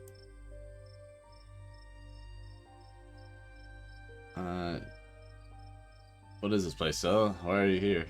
I'm guessing that's where her parents died, idiot. Stella faces you, with desperate eyes trying to force out words. A part of her thought she would never have to say out loud. And then she turns back to the road. This is where the accident happened. My parents died on this bend in the road. They were taking me to college. I was lying in the back seat. It had just rained and the sun was finally coming out. Oh. Yo, animation. You realize that option likely is pushing Stella and Tabitha to get back together? No, because it's acknowledging that, like, me and Stella have a thing. And even so, it's whatever. They live in the same town. Look, I'll do Tabitha a solid. She did come and save me with a shotgun. No questions asked. Besides, stay here. Actually, no, she didn't ask questions. She's like, just stay there.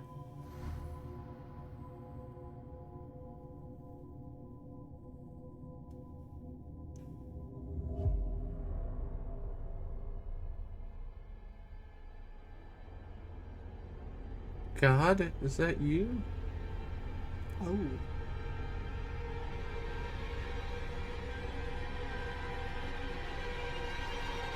Aliens. Their heads up. The edge of it gets Stella to open up to you. You didn't get Stella to open up? Did you ever find Stella? Sorry, no, it's probably a bummer to talk about. It was awful. Really messed me up for a while. I think I'm still messed up. There's whole years of my life after the accident that I feel like they just never happened. Like, every time I try and remember them, it's blank. I have all these videos sitting on my channel that I don't even remember filming. It's scary. At least it hasn't been like that for a while. Thank God. I've never talked about this stuff before with anyone.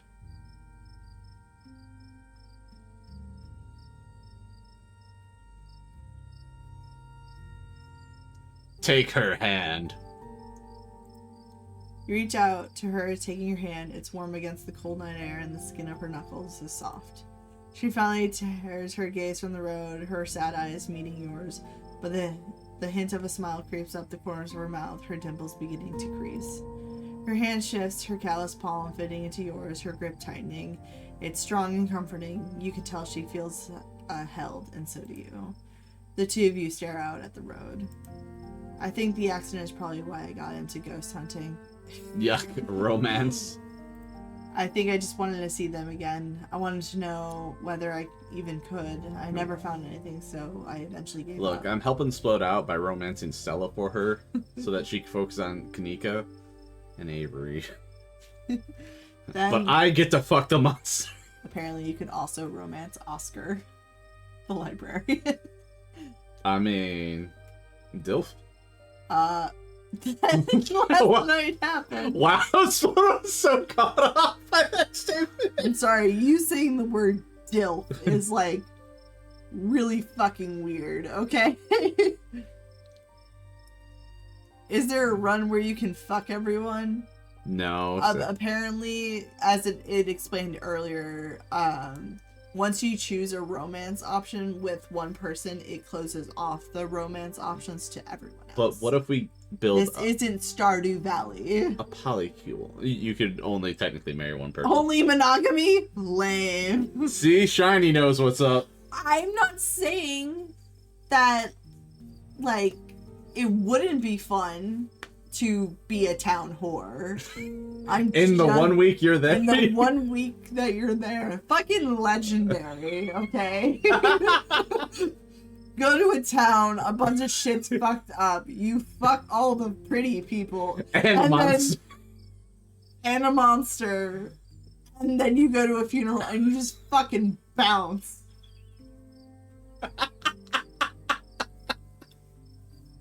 Okay? I'm not saying that wouldn't be funny or that it wouldn't be cool to turn the town of Scarlet Hollow into a harem. Screw the mystery. The real challenge is making your way to the population. There's a reason they call it the Holler.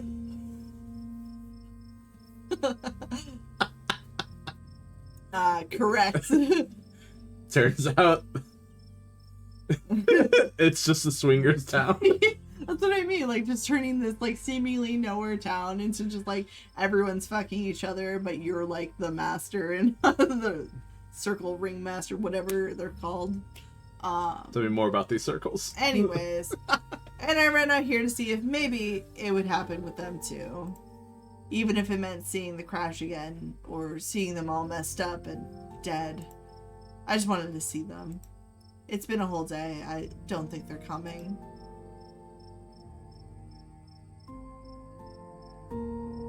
Put your arm around her.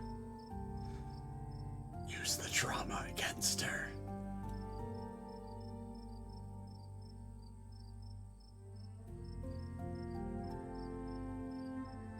Show book that me being polite to Tabitha does not lock me out. I will win Stella's heart. Okay.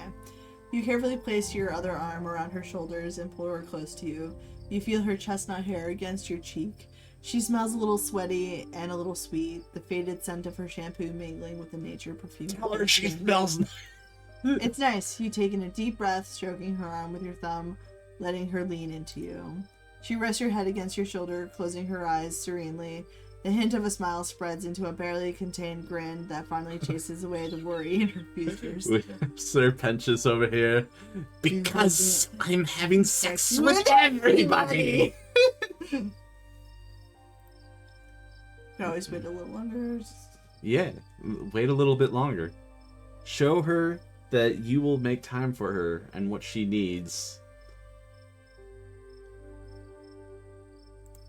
Always wait a little longer. Stella nestles into you, her well-muscled shoulder relaxing against your body. You share each other's warmth as you both stare out at the quiet mountain road. Nothing happens. Nothing continues to happen for a few long minutes. I think I'm ready to throw in the towel. It's not like I would want to see them like that anyways. I guess I came out here hoping I might get a chance to say goodbye or something like that, since I didn't get a chance when they were alive. That doesn't mean that's somewhere better.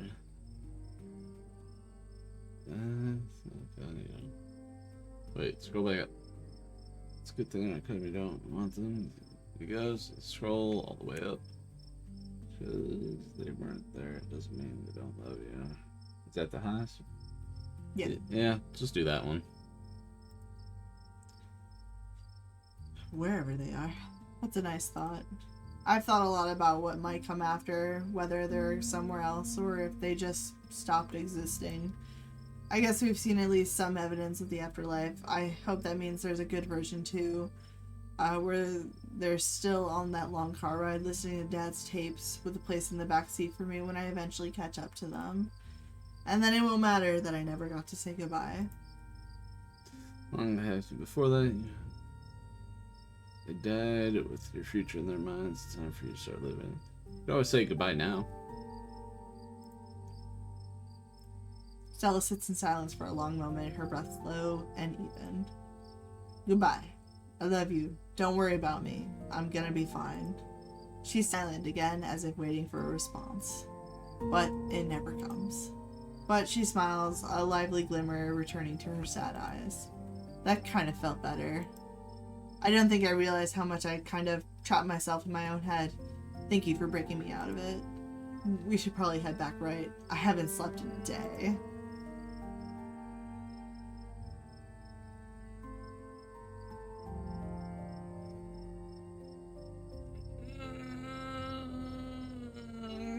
Wait, before you go, I just tell you what happened today. Yeah. Oh? You relay the events of the evening as best you can. Saying it out loud somehow makes it feel less real, like you're sharing the plot of a horror movie, but something that actually happened to you. Oh my god. I'm glad Tabitha was able to step in, but that poor guy, and poor Dr. Kelly, this must suck forever. Hopefully he and his mom can work things out. We should try and visit him tomorrow. You know, I think processing just the one traumatic event is enough for today. This new one going right into the void.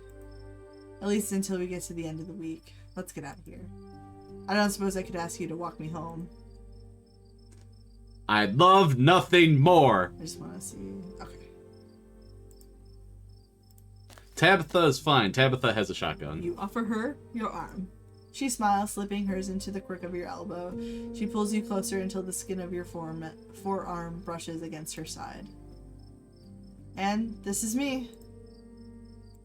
Do you want to come in? Romance, romance, romance, romance!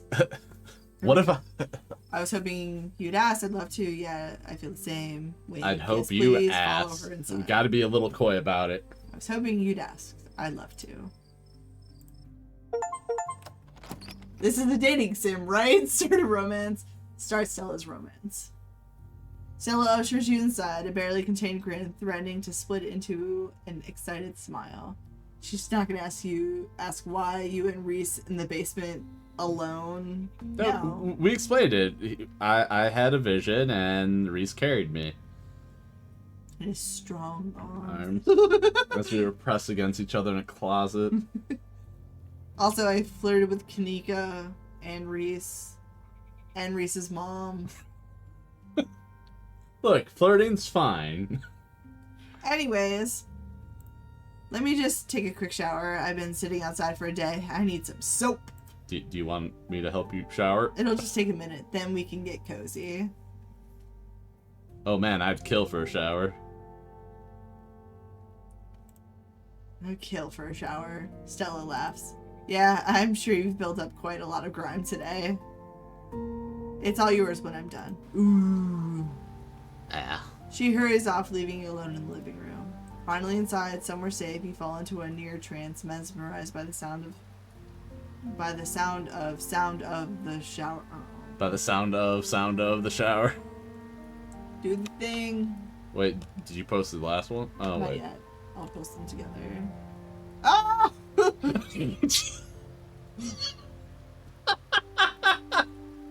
I know you guys can't see this, but like whenever we do go to a screenshot, it shows us like something previously that happened in the story. I think screenshots are not allowed in the game. So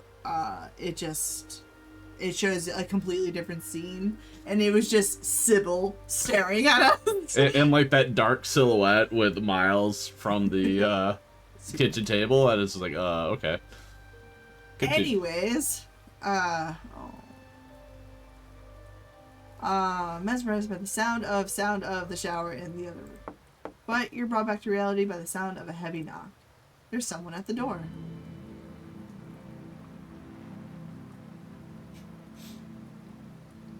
Who is it? Who is it? You know who it is. Open the door, please, Todd. Open the door. Wade's been pretty. You summon the bravery to cross the room and open the door. Why does he look so thin? He looked very, like, stocky when we, like, first started. He's just in a relaxed position. That's all. When he cocks his head, the same veil over his face fluttering in the slight breeze outside. The outside of his clothes are streaked with what you at first think might be gore, but you quickly realize it's actually paint, and there are wide-clawed marks down his shirt. But he's still in one piece after his altercation with Reese. Wait, I'm worried about it. Yeah. Say I was worried. I'm more, at this point, I'm more on Wayne's side than trying to get close to somebody. That's fair. I was so worried about you. No need to worry. The boy managed to catch me off guard with this little construct of his, but he wouldn't stand a chance against me without little tricks like that. I won't keep you long. I know you have a warm bed and a warm body to keep you occupied tonight. Bad timing. Very bad timing. But I wanted to give you a suggestion for tomorrow. You should take advantage of Tabitha's absence at the estate. Forbidden places won't be forbidden without her around to stop you. Do a little exploring. We did our first day in, Wayne, but we weren't strong enough. Yeah. You might be surprised at what you find. He slowly steps back, shining eyes fixed on you as he disappears into the dark night beyond Stella's door. Hey! Are you just talking to somebody, Todd?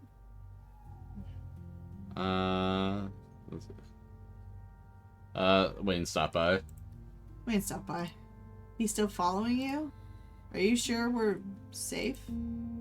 Lock the door and hope for the best. I think he's on our side. You don't have to worry about him. I'm not so sure about that. He did just stop by my house at a very late hour while I was preoccupied. It's not super reassuring. But I'm too tired to care about it at this point. I just want to collapse in bed with you. Yeah! Oh, right. But you said you wanted to shower. Sorry, head's a little fuzzy from staying up for the past day. There's fresh towels in the bathroom, and I've got some extra bathrobes I can put your clothes through the wash, so they'll be extra clean and fresh in the morning. Let's go. Somehow it feels like the longest and shortest shower you've ever taken. Too tired to think, too tired to process the flow of time. Stella sits outside the bathroom door and makes quiet and comfortable small talk with you, and then we're done. This is a nice shower. Look how clean. That this isn't all in one piece. You dry off and step into one of her extra robes. So, you coming in? Follow her. Do we have to, like, change the screen? Is there gonna be... I don't know. I don't know.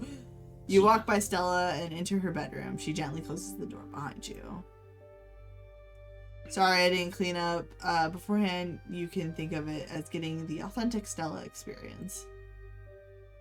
She slips past you and lies in bed, dressed in an oversized t-shirt. You're quick to follow. She's warm and still slightly damp from the shower, her skin fresh and flowery. She turns to look at you, smiling, dimples creasing at the edges of her mouth. You could kiss me if you wanted to.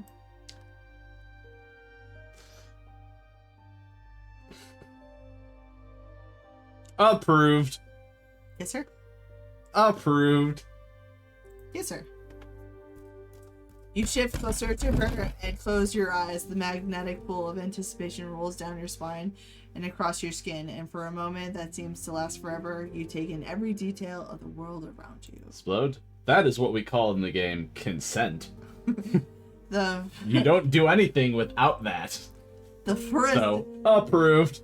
The forested scent of her eucalyptus shampoo, and beneath it, the slightest hint of campfire. Eucalyptus! The comforting heat of soft but callous hands against your cheek, the thunder of your heart beating even more quickly in unison. The tension rises and rises, a tone seemingly without peak. And then it breaks, and her lips touch yours. They're fresh and minty and soft, cool against yours, and guided by the gentleness of someone looking to hold on to the memory of tonight for a long, long time. And then she pulls you closer, tighter, and the two of you lose yourself in each other. Eventually, the two of you break away and open your eyes, gazing at each other from opposite ends of the pillow. Which isn't far, because this is a twin bed. Yeah, just about. You drift off together, limbs intertwined, exhausted and safe and comforted. Tomorrow may bring some new horror, or it might not, but whatever happens, you'll face it together. End of chapter 4. Finish up with tough animals with street smart. Fade to black. Lame. This is the end of episode 4 of Hello Sisters. Stay up to date with the rest of the Scarlet Hello's development. If you'd like to continue with this in episode 5, please save your progress now.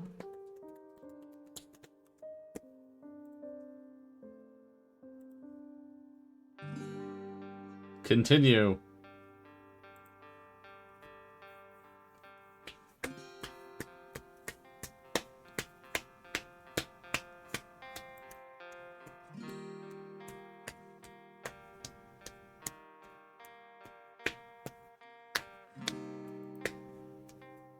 This is very good storytelling. Hellhound Maggie. Holy shit, what a name. I mean, this is Patreon. Yeah.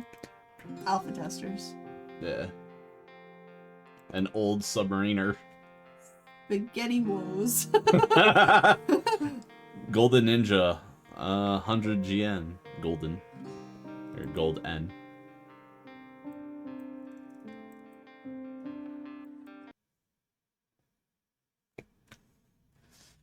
What? That's all we got so far.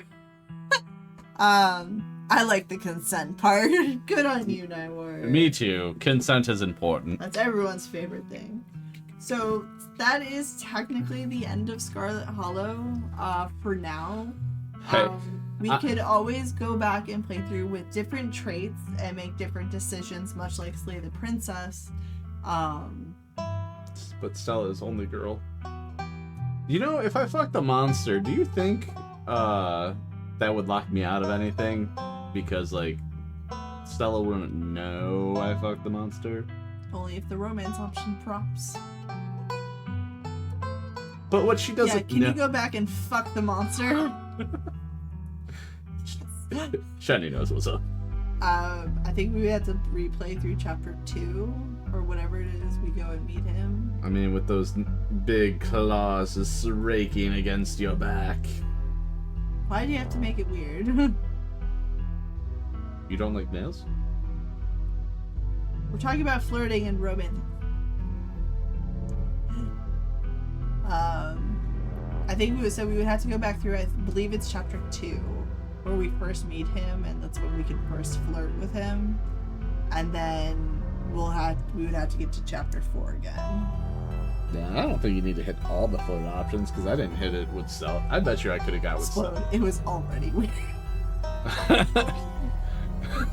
Is it not already weird?